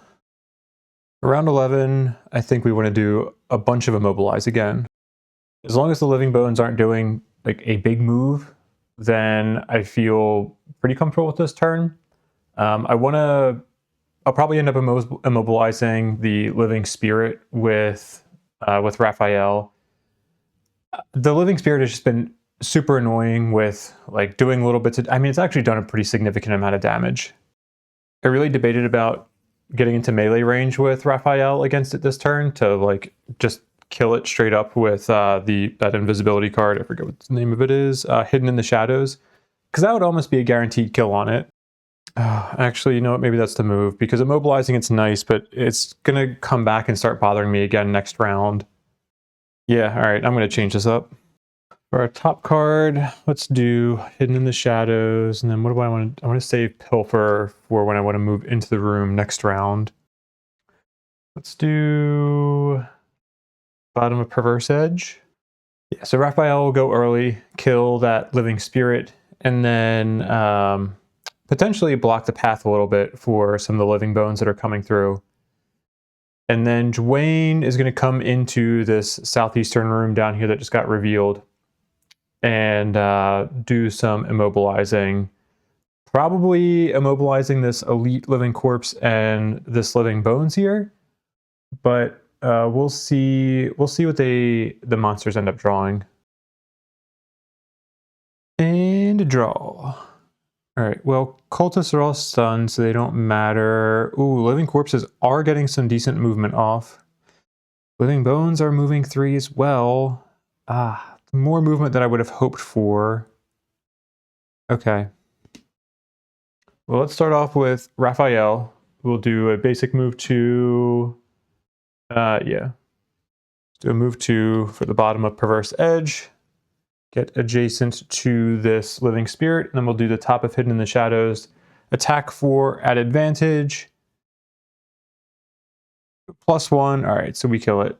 That -2. I haven't seen that -2 for a while for Raphael. So it's 5 -2, so 3 damage after shield. Enough to kill it. And we'll leave that there. This comes out, and Raphael is invisible. Cool. Raphael is done. Cultists are all stunned, so they do nothing. Dwayne, who do we want you to immobilize? Well, I guess we'll start with the Bottom of Mud Eruption to do our movement. We'll go 1, 2, 3, 4. Let's attack the elite first. We're going to consume this earth, get an experience. We're going to do an attack 2 immobilize on elite living corpse 6. That's 3 total, 3 damage. Okay. Then we're going to do it on probably the living bones because it's moving more. So it'll get closer to Hale, and the living bones says multi-target. So yeah, I think that's smart. Let's do, yeah, attack 2 immobilize on living bones 4. +1, so 2 damage after shield. Living bones 4. And immobilized. Oh, and I need to immobilize you. Okay. Well, good attack modifier draws. That ends Dwayne's turn. Oh, and then at the end of his turn, okay. Yep, I have to use my last charge of backup ammunition. So this is now done. I hope I didn't end up giving myself an extra charge of that. I think I was correct, but it is possible that I missed counting one. At the end of his turn, he also would have done heal 2. I mean, the smart thing would be to heal Hale. But at the same time, we all know I'm not a smart man. And I'm going to heal myself for 2 because I'm still going to try to get Dwayne that battle goal. I think there's a small chance I can get it. How many times have I said I need to focus on winning this scenario, and then I'm like, but that one check mark though, I really want it. Living corpses are going now. The elite is immobilized, so he does nothing. The regular is going to move to 1, 2. And just be happy there. Living spirit is dead. Yeah, screw you. Oh my gosh, now we have to move all these living bones. Nobody will be able to attack, but we can go 1, 2, 3. Since Raphael's invisible, they can still walk through him. 1, 2, 3. Where's 3 at? Here. 1, 2, 3. 4 is immobilized. 5. Where is number 5? Is 5 dead? Ah, there you are. 1, 2, 3. 6 is here. Just move there. Yeah, can't move any further. 7. We'll just move up here. 8. Where are you? There you are. 1, 2. Wait. 1, 2, 3. 9. Go 1. Just there. Oh wait. 2. Yeah. And then 10 will go 1, 2, 3. Wow, what a fun round that was. All right, living bones are done. Hale, you will go 1, 2.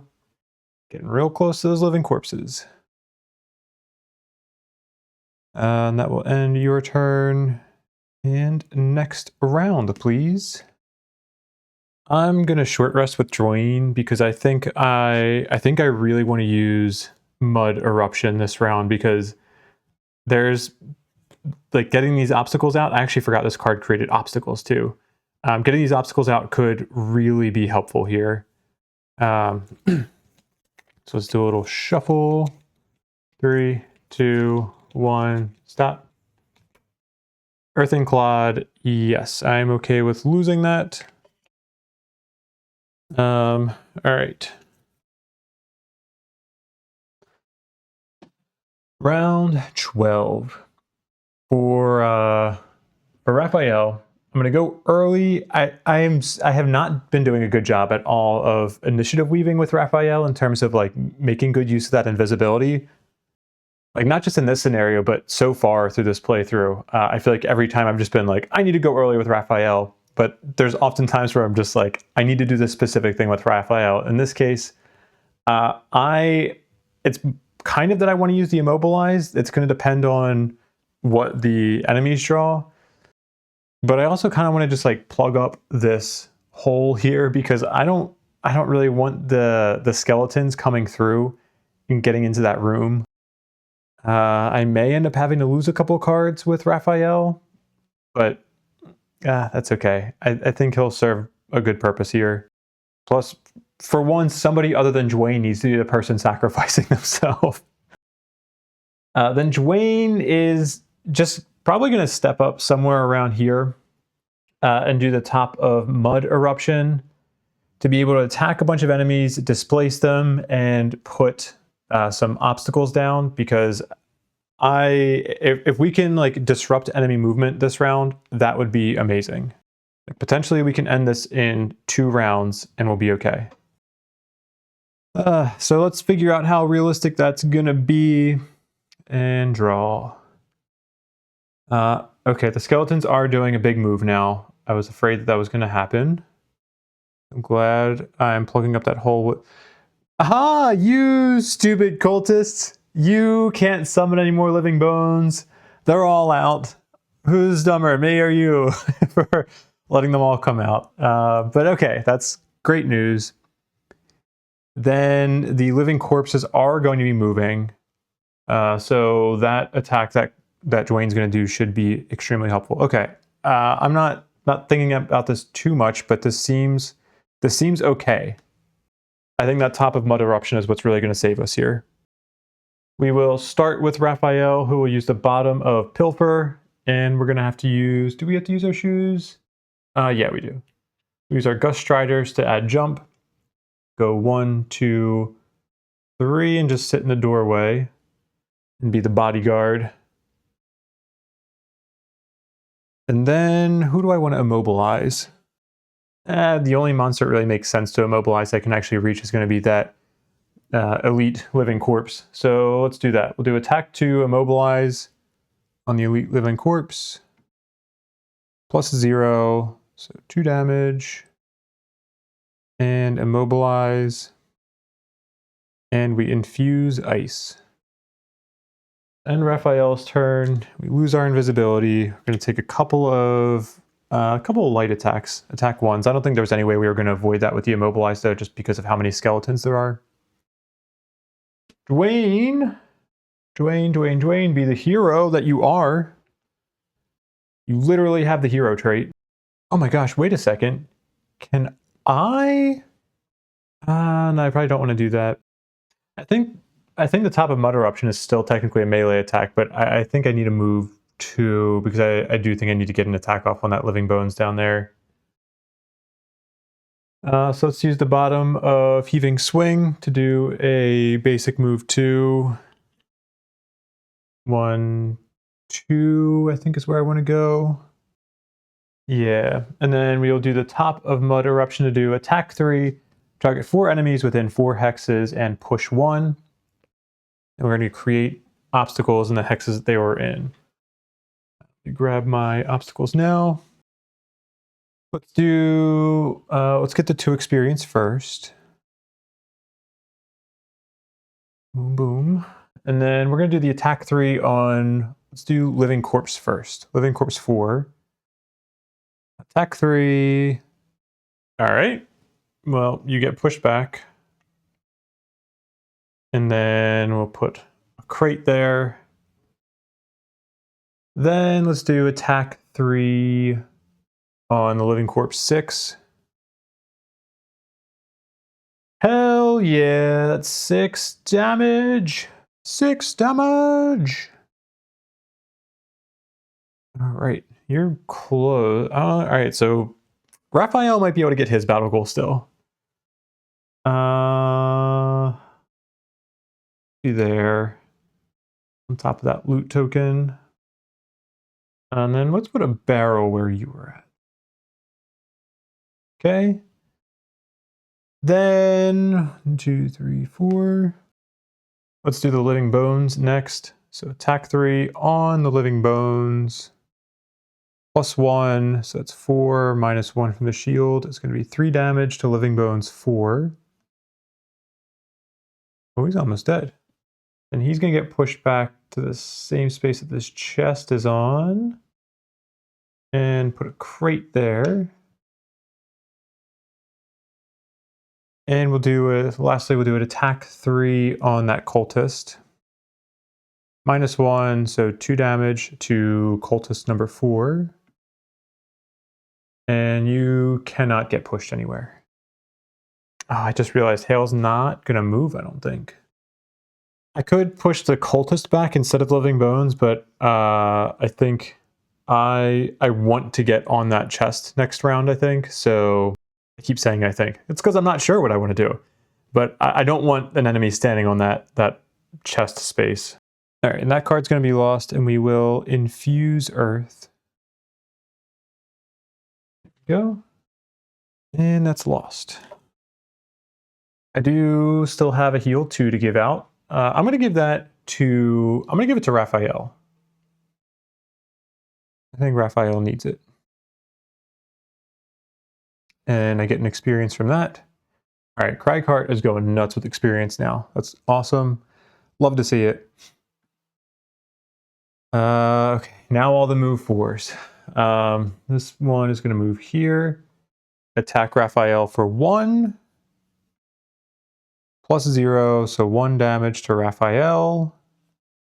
Where are you at? Oh, you were just up here. Okay. Then number 2 will go 1, 2, 3, 4, stepping into this trap, which is just a damage trap. Yeah, okay, I established that already. I love these poison traps. Poison looking traps. That out. Pop that in. That wall back there. And Living Bones 2 is going to suffer 5 damage. Okay, and then do an attack 1 on Raphael. Null. All right, love seeing that on an attack 1. Okay. Now, none of these other Living Bones are going to do any movement because there's no path to one of their enemies, so they're done. Cultist will go. They can't summon any Living Bones. So we're going to apply this. There we go. So they just suffer a damage and are stunned. That is great. Great, great, great. Living Corpse. This one is immobilized. So the normal is the only one that's going to go. It will move 1. Not going anywhere useful. Oh, wait. Sorry, I forgot to undo. I forgot to do Living Bones 4. Okay, Living Bones is up. I'll go 1, 2, 3, 4, landing on that loot. Then do an attack 1 on Dwayne. That's ×2. Oh my god, we got crit. 2 damage to Dwayne. Sorry, buddy, you can take it. I believe you're a hero. Living Bones are done. And we reapply this stuff for the cultists. Done. Then Living Corpse go there. Yeah, that's right. Okay, done. Then Hale will not move. Yeah, okay. Hale's not moving. You're done. And that'll end the round. I'm not entirely sure how I want to approach this round. These are the last 2 cards I have in hand for Raphael. I have 2 other cards in hand for Dwayne, but I think at least for Dwayne, I'm probably going to jump on this chest just to make sure I can get it. I had been thinking that Hale is going to be coming down around this side, but we may end up having her come around this side because depending on what the Living Bones do, I may have Raphael just sit here and just work on killing some of those Living Bones, although that's probably going to be a fool's errand. I mean, 2 could die. 1 is at full health. So we'll see, but he may just continue to plug up that hole. Or he may come and kill this Living Corpse, number 1, to open up a path, number 2, to complete his battle goal. We'll see. Meanwhile, I'm not sure if I want to, with Dwayne, I don't know if I want to kill this Living Bones over here or jump over here and kill this cultist, because like in a perfect world, Dwayne could jump on this chest and then next round long rest and get his battle goal. But I don't know. We'll see. I could get both battle goals. I could get neither. I'm just not sure. I think this could be a pretty telling round, but I don't know what to expect from the monsters. So just draw and play something flexible and try to adapt to it. Draw. Okay, Raphael is up first. We have the cultists who are stunned, so they can't do the healing. That's good. Living Bones are not moving. That's good. Living Corpses are moving a lot. And unless I consume that earth... Okay, actually, if I consume that earth with the Cragheart, then those Living Corpses are really not doing a whole lot. Okay. Okay. So what does that mean? All right, I don't think there's any way I can win next round. I think the earliest I can win is round 15. Let's just go get Raphael his battle goal. We're going to do the top of Scurry and move 1, 2, 3. Go here and do an attack 2. I guess. Do I want to waste the poison dagger? How much health does he have? 4. Yeah, let's use it because I really need to make sure I kill this guy. So poison dagger, attack 2. A +2 would be wonderful here. Well, it's not a +2, but that might be good. Okay, so that's going to be 2 damage. And oh, I can't poison him. I've already been over this. I can't poison him, so I'm not using the poison dagger. But we can have him move 1 space. So yeah, all right. Let's take advantage of this. Let's have you move back here. This little window. You can hang out back there. Scurry is discarded, and then let's have you move. Let's have you move 2. I could just kill him instead. No, actually, I should do this, because if I drew the null on this attack 1 and I didn't move him, then he wouldn't die, because he wouldn't be using the move ability. Okay, so I'm going to do this. I'm going to land on this little coin, and at least this way we're getting a loot. We'll be able to kill him next round. Okay. 3 loot. Raphael's turn is done. Cultists are stunned, so we skip them. Dwayne's turn. What you got, Dwayne? All right. I think I can get both battle goals here. How much health does Hale have? 3. Yeah, she could stand to lose a health. We're going to do the bottom of... Ooh, if I do the top of Crushing Grasp, I am going to cause those living corpses to attack. How much health does that cultist have left? What are you, cultist 4? 4 health left. Oh, the things I'll do for battle goals. Okay, I'm going to use the bottom of Crater. All adjacent allies and enemies suffer 1 damage. So Hale is going to take a damage. Living Bones 4 is going to take a damage. Then we're going to do Jump 4. 1, 2, 3, 4. Land on the treasure chest. I'm doing it for battle goals and treasure chest. So there's 2 things that I love. And all adjacent allies and enemies suffer 1 damage. Let's see. Oh, does that earth apply? Oh, I think it only applies to that second one. Okay. So we consume earth, and we are going to deal 2 damage to cultist 4. All right. And we should get another 2 experience for this. Damn, man. 16 experience so far, and we're not done. But we are not going to be using... we're just going to be using the basic attack 2 for Crushing Grasp, because I do not want to generate that earth, infuse that earth for the living corpses. So basic attack 2, draw modifier, +0. Nice. That is enough to kill this cultist. Great. You go over there. You go there. And this gets discarded. And what do we get? Dwayne is looting treasure 32.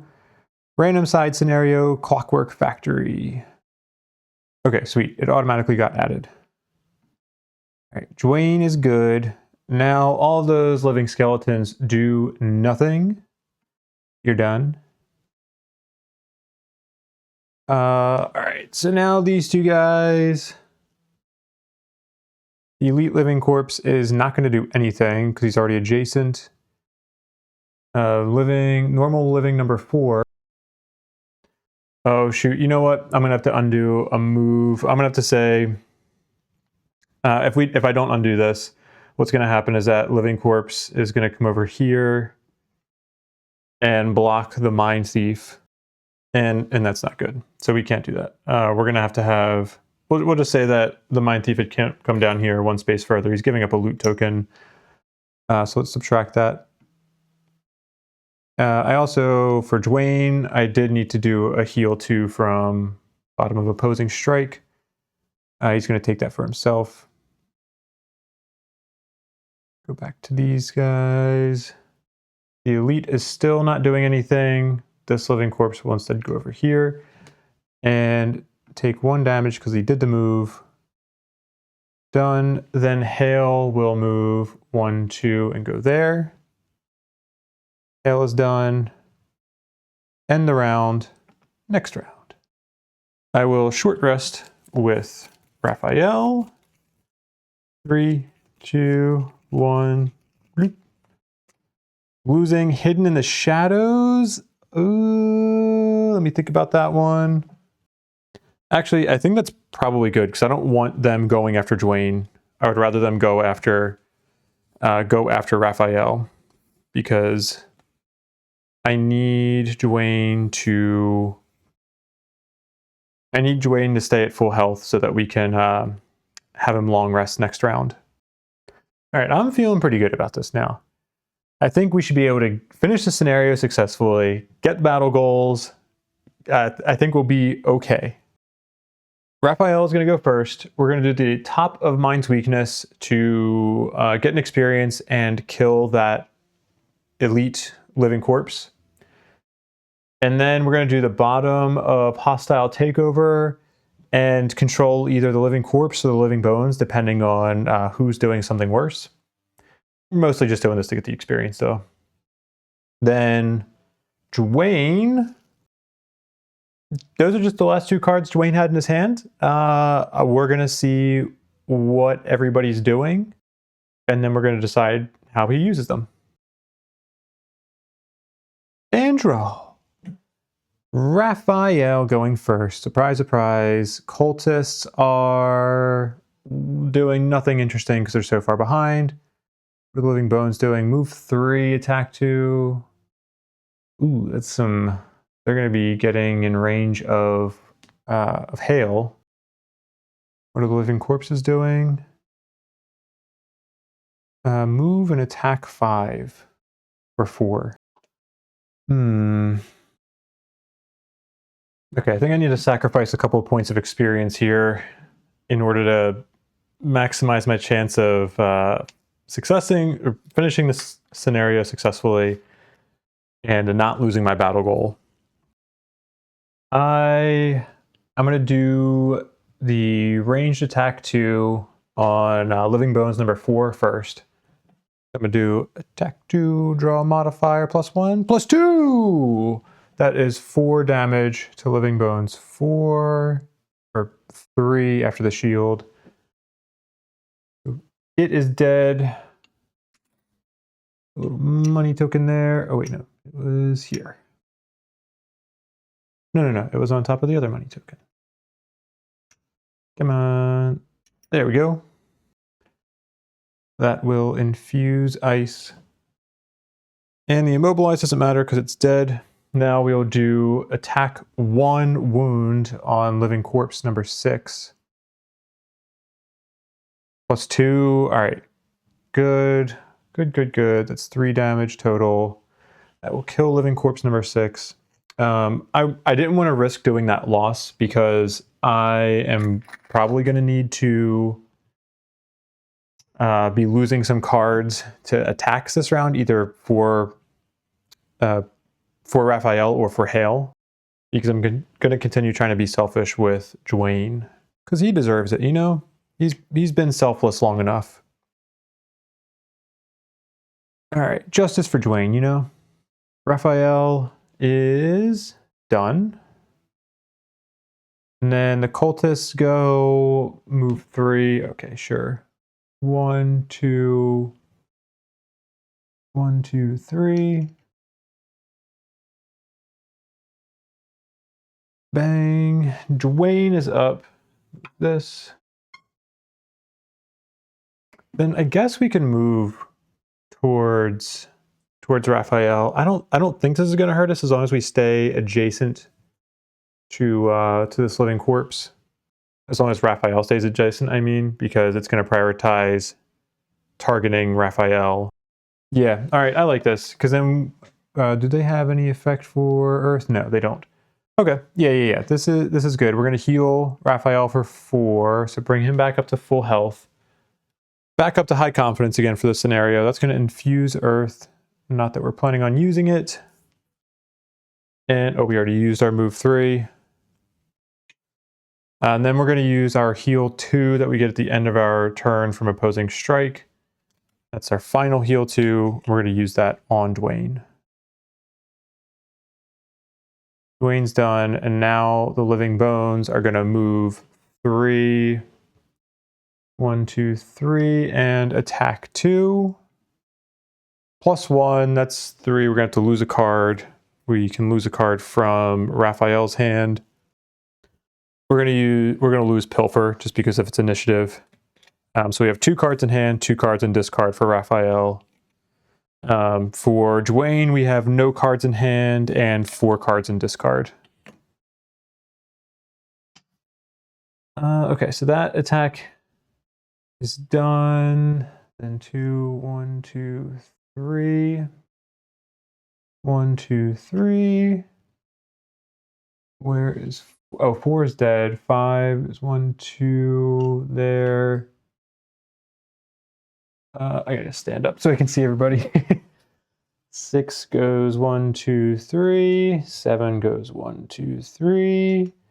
8 goes 1, 2, 3. 9. Are you 9? No, you're 10. We can go 1, 2, 3. Are you 9? 1, 2, 3. All right, there we go. Their turn is done. And then Living Corpse is going to do an attack 4 on Raphael. -1. Okay, cool. 3 damage. And then Hale will move 2. 1, 2. And hopefully we should be able to end this next round. End the round. Yes, everybody did take their turn, I promise. Oh, and Raphael did get his battle goal. So 1 or more elite enemies. Yeah. Good. All done.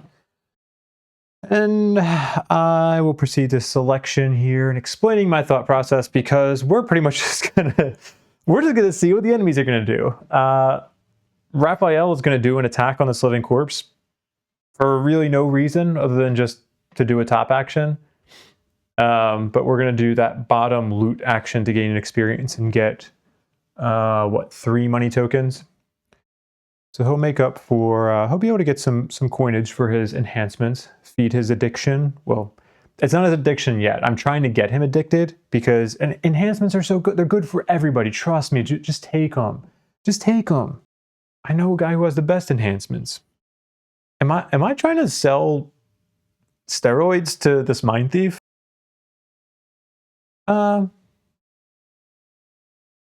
You decide. I'll abstain from the rest of this. Anyway, all right. So yeah, and then what's your name? Dwayne is going to long rest. 99. Raphael. As long as Raphael doesn't die. Well, actually, we just don't want Dwayne to lose any health. But he has multiple cards in discard. Like we can lose cards from both Raphael and Dwayne to be able to like keep Hale alive. This is going to be sweet when we succeed here. Knock on wood. And draw. All right. Well, the living bones aren't doing anything. I feel pretty good about our chances now. Raphael goes first. Living corpse. Is this nothing special? Is that what that is? Okay, yeah. All right. Yeah, we should be good. So, yeah, Raphael, you can do the top of Perverse Edge. You're not going to get any experience from doing this. Is there a reason to just... let's just do the loss. Why not? We're going to do an attack 3 on the living corpse. +0. It's 3 damage to the living corpse. Try to buff up his numbers a little bit. That's going to infuse dark. And we get no experience because it had no negative conditions on it. That is lost. And then we're going to get an experience and 3 money tokens from doing this loot 2. Oops. Gain an experience. 1, 2. Forgot you can just click on these to increase it. Let's remove these tokens. Let's move this out of the way. 2, 3. Okay. Those are looted. And that is Raphael's turn. Okay, yep, we're going to highlight and we're going to apply all those. Living bones, good job for you. Okay, these are going to go 1, 2. You can go there. I'm not going to pay attention to who they should actually be healing. I'm just going to heal them. Whatever. They're done. Then the living corpse is going to do an attack 4 on Raphael. -1, 3 damage. We can take that. Oh no. Not that much. 3 damage. Living corpse is done. And then Hale. Well, actually, first we should go with Cragheart. Drag you up. You complete your battle goal. You long rest while you're at maximum hit point value after having already taken damage. I mean, it was hard for me this scenario, but I could see that one being a fairly easy one to get depending on your class. But I felt like I put 2 check marks worth of effort into that one.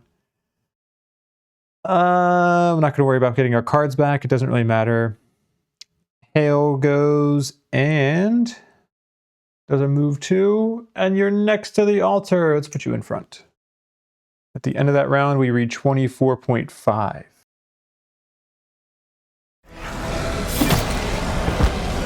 Hale slams the elemental orb onto the altar, shouting in an unknown language. The rift above her shatters, releasing a burst of elemental flame that reduces the remaining undead to ash. The smoke clears, and Hale can't suppress her delight. Well, this thing She tosses the orb in the air. is very fun.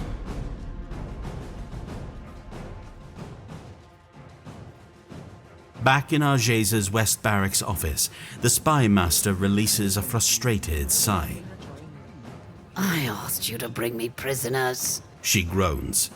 You explain that, technically, most of the enemies were already dead before you got there, and it's hardly your fault that the rest of them burned to ash in the elemental fire you started.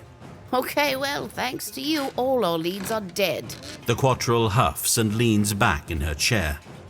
You ask about the ancient map that had guided you to the Gloom's cultists. Surely that counts as a lead. Arges pauses. I received orders to return that to the Vigil. I do have something different for you to investigate, though. Her feet find the floor. A few settlements in the Copperneck Mountains have lost entire herds of livestock, and they're blaming a dragon. She rolls her eyes. We don't want to thin our guard patrols just to chase a child myth. The spy master shrugs as she lights a glowing blue pipe. So I'm sending you to do it. Oh, one more thing. Arges says, leaning back once again. Harmon ordered me to order you. If you really can close those demon rifts like you said, go back to that first one you found and do it. Okay, that's it. Dress warm. The spy master smiles again and waves you off, puffing out a strange blue cloud that crackles with electricity.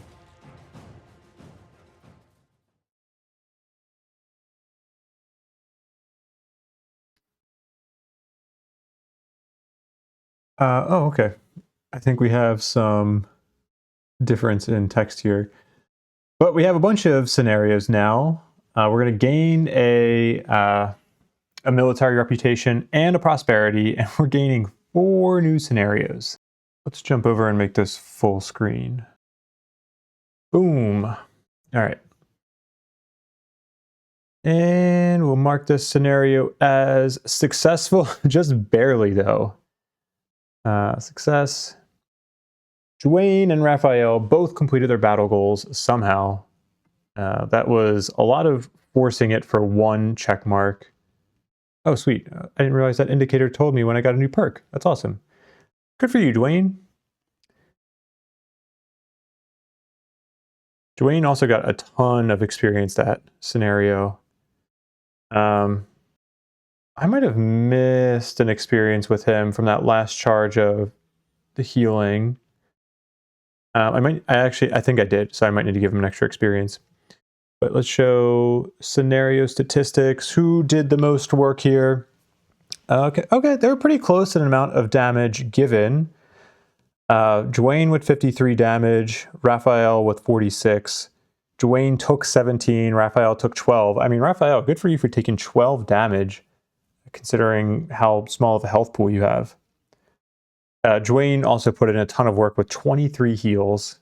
A lot of that was self-served with trying to keep himself at max health.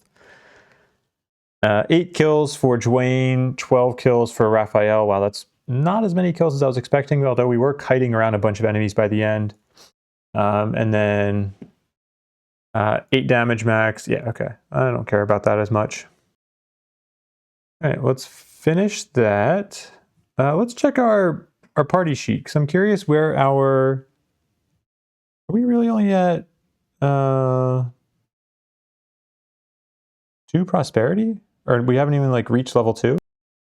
Oh. I guess we've only gained prosperity twice, and we're about to reach a what's it called? A checkpoint here with the Great Oak. So, all right, that seems about right. 7 inspiration though. I'm going to trust that all my reputation and all that good stuff is being kept up to date, because I think it is. Every time I've checked it, it seems to be adding it correctly, so I'm not concerned about anything being bugged there. Let me go and add 1 more experience for Dwayne, because I feel pretty confident that I did miss an experience with him. Let's just see where everybody's at. Oh, actually, I just want to check Raphael. Oh, wow, Raphael... Dwayne has more experience than Raphael at this point, or close. They're almost tied. It's good they're about even. Clarissa's just way ahead. What's that? 30. Okay. Oh yeah, and Raphael, or Dwayne has a perk to get. We'll do that next video. Let me fix the lights, and then we'll do a little bit of a debrief. Okay. Yeah, that scenario... I mean, it went okay. I definitely got pretty lucky, I think, in a number of circumstances there. I don't think I played it well, personally.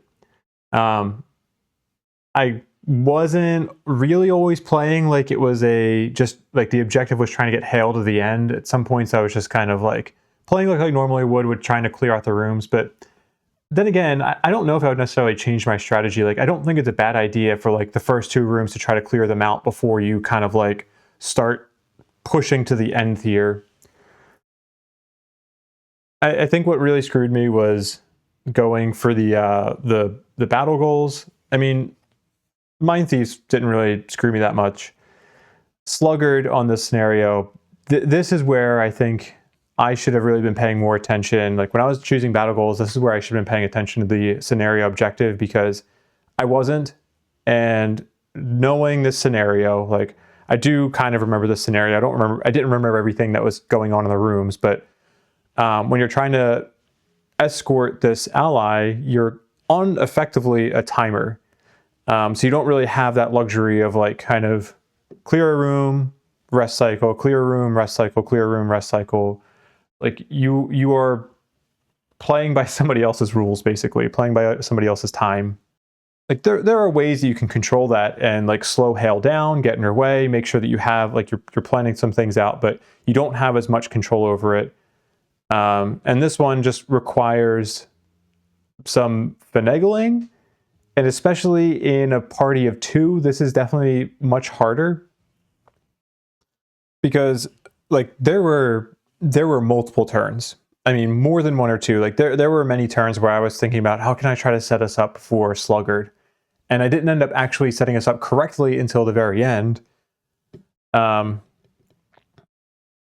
It was just, I think that was the thing that really put a wrench in my gears the most. But that's a me problem. Number 1, because I didn't select the right... I could have selected collect more money tokens than any other character, and that would have been much simpler. I should probably start bumping it up. I keep saying this, but I should probably start bumping it up to +2, because I'm kind of in this mindset of like, oh, you know, if I play it on +1 and I take my time and I think about it, then I can pretty reliably, you know, make sure I complete all my battle goals, complete the scenario successfully, usually do a good job of getting a decent amount of experience and loot.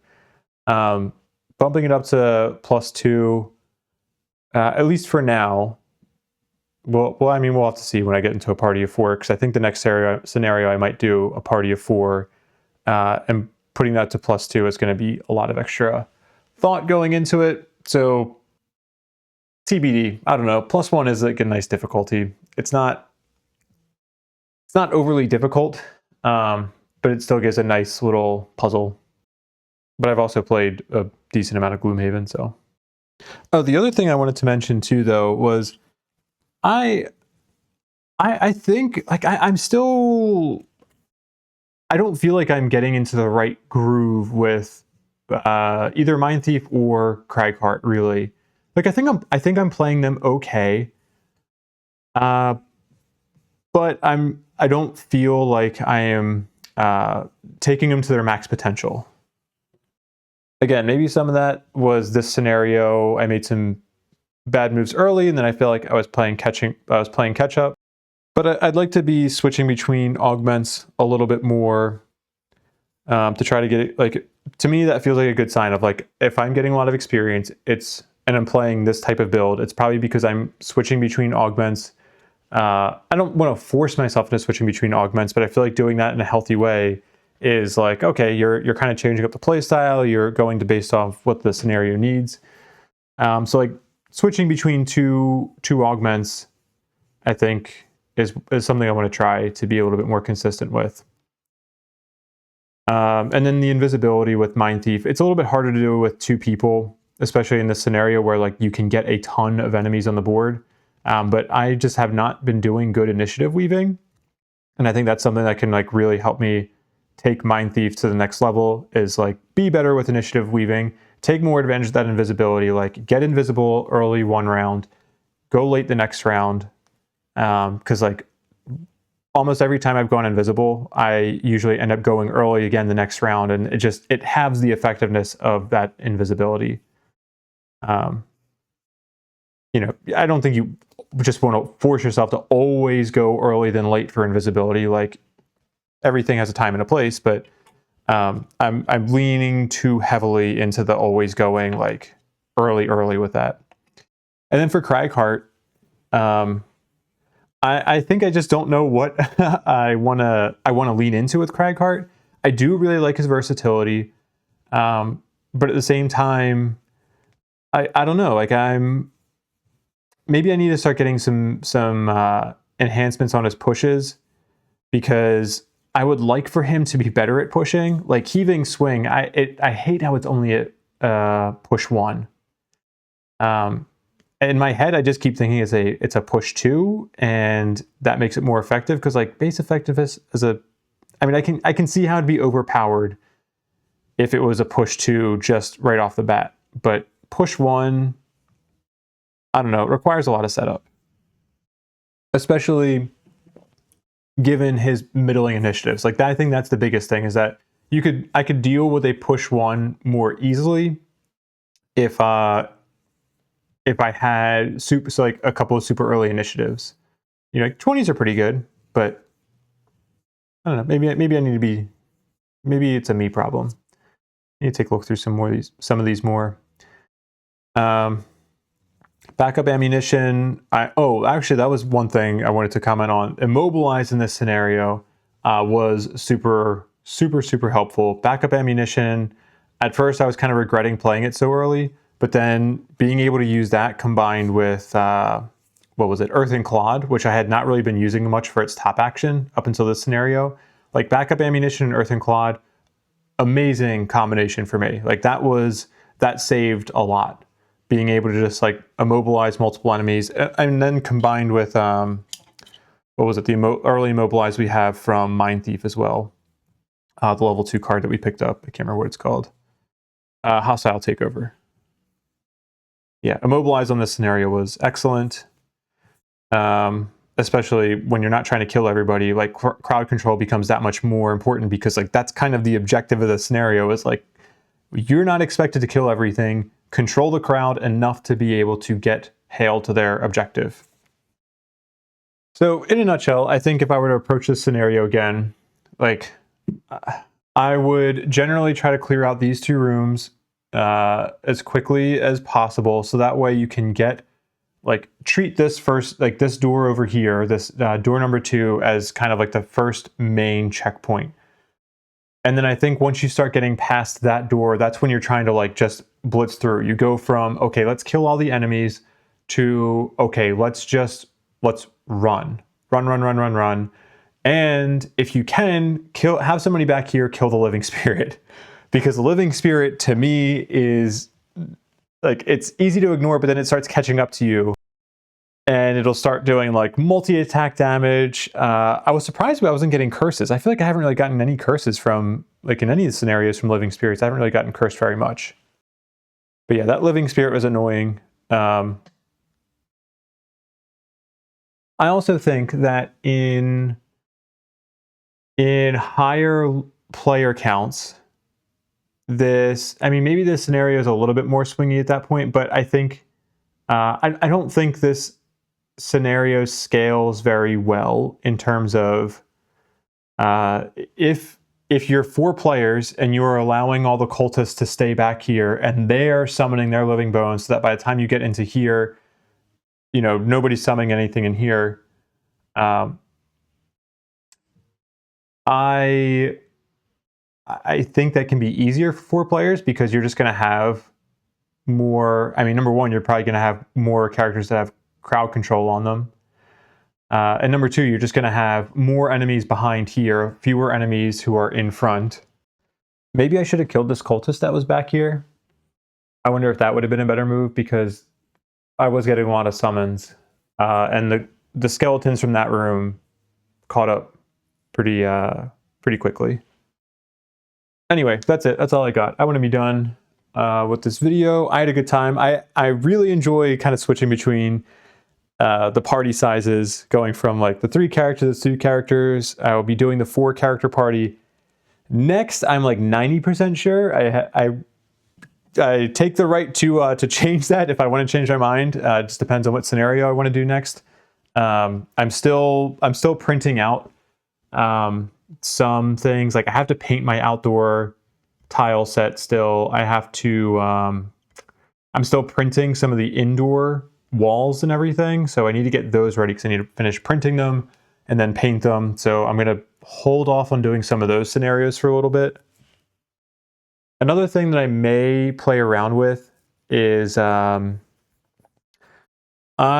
me 1 second actually. Do a little behind the scenes here. The main reason, not the main reason, there's a couple reasons that I use these like 3D printed tiles. Number 1, I had them. I printed them out when I was getting ready for Frosthaven like years ago, and I just have never really used them consistently. So I was like, I spent so much time printing these, painting them, blah, blah, blah. Like, let's use them. So that's the biggest reason that I'm using them. Another reason is that like the way my film is set up, like you can check out the behind the scenes thing that I have from one of my Eon Trespass videos, like to see how my whole table is set up. I have a little bit changed around for the Gloomhaven setup, but it's mostly similar. But these, like I have overhead lights and I have the camera coming down like directly over top of it because I like getting that full top-down view. But the problem is that these Gloomhaven map tiles are super reflective. It's interesting because the first edition ones were not as reflective. So I'm playing around with a few things to maybe to see if I can make these not be as reflective. Maybe getting like a piece of non-reflective plexiglass and like laying these out and then putting plexiglass over top of them. I'm going to try that. I'm going to go to a hardware store later today and see if I can get some samples to see what works. Because what I might do is kind of get the best of both worlds with the 3D printed stuff where I'm using these for the floor tiles and then, like using the wall pieces as kind of like a supplemental bit. The little caveat is that these hexes that I printed out, I don't know if it was by design or not, they are bigger than the hexes on the map tiles. So for like putting out a lot of 3D printed pieces, like especially a lot of walls, you start to see some of the differences in the spacing and everything. So it's not the end of the world, but it might make some map things look a little weird. But if I do that, that will significantly reduce the setup time, because there's a lot of time that goes into the setup of just like making sure that I can that I put these mat pieces out correctly, and then if I need to slightly adjust things, like I have to kind of like push them around a little bit. It's not terrible, but like it does take time. And then if I use these, I still get some coolness with the walls and the other 3D printed bits. But then we get some variety with the floor tiles as well. So I'm playing around with that. I don't know why I felt the need to tell you that, but I did. So you have that information now, and I hope you do something smart with it. You know, don't abuse that power. I'm delirious at this point. I don't know what I'm saying.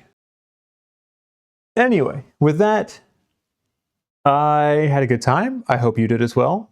Thank you very much for watching. I appreciate your time.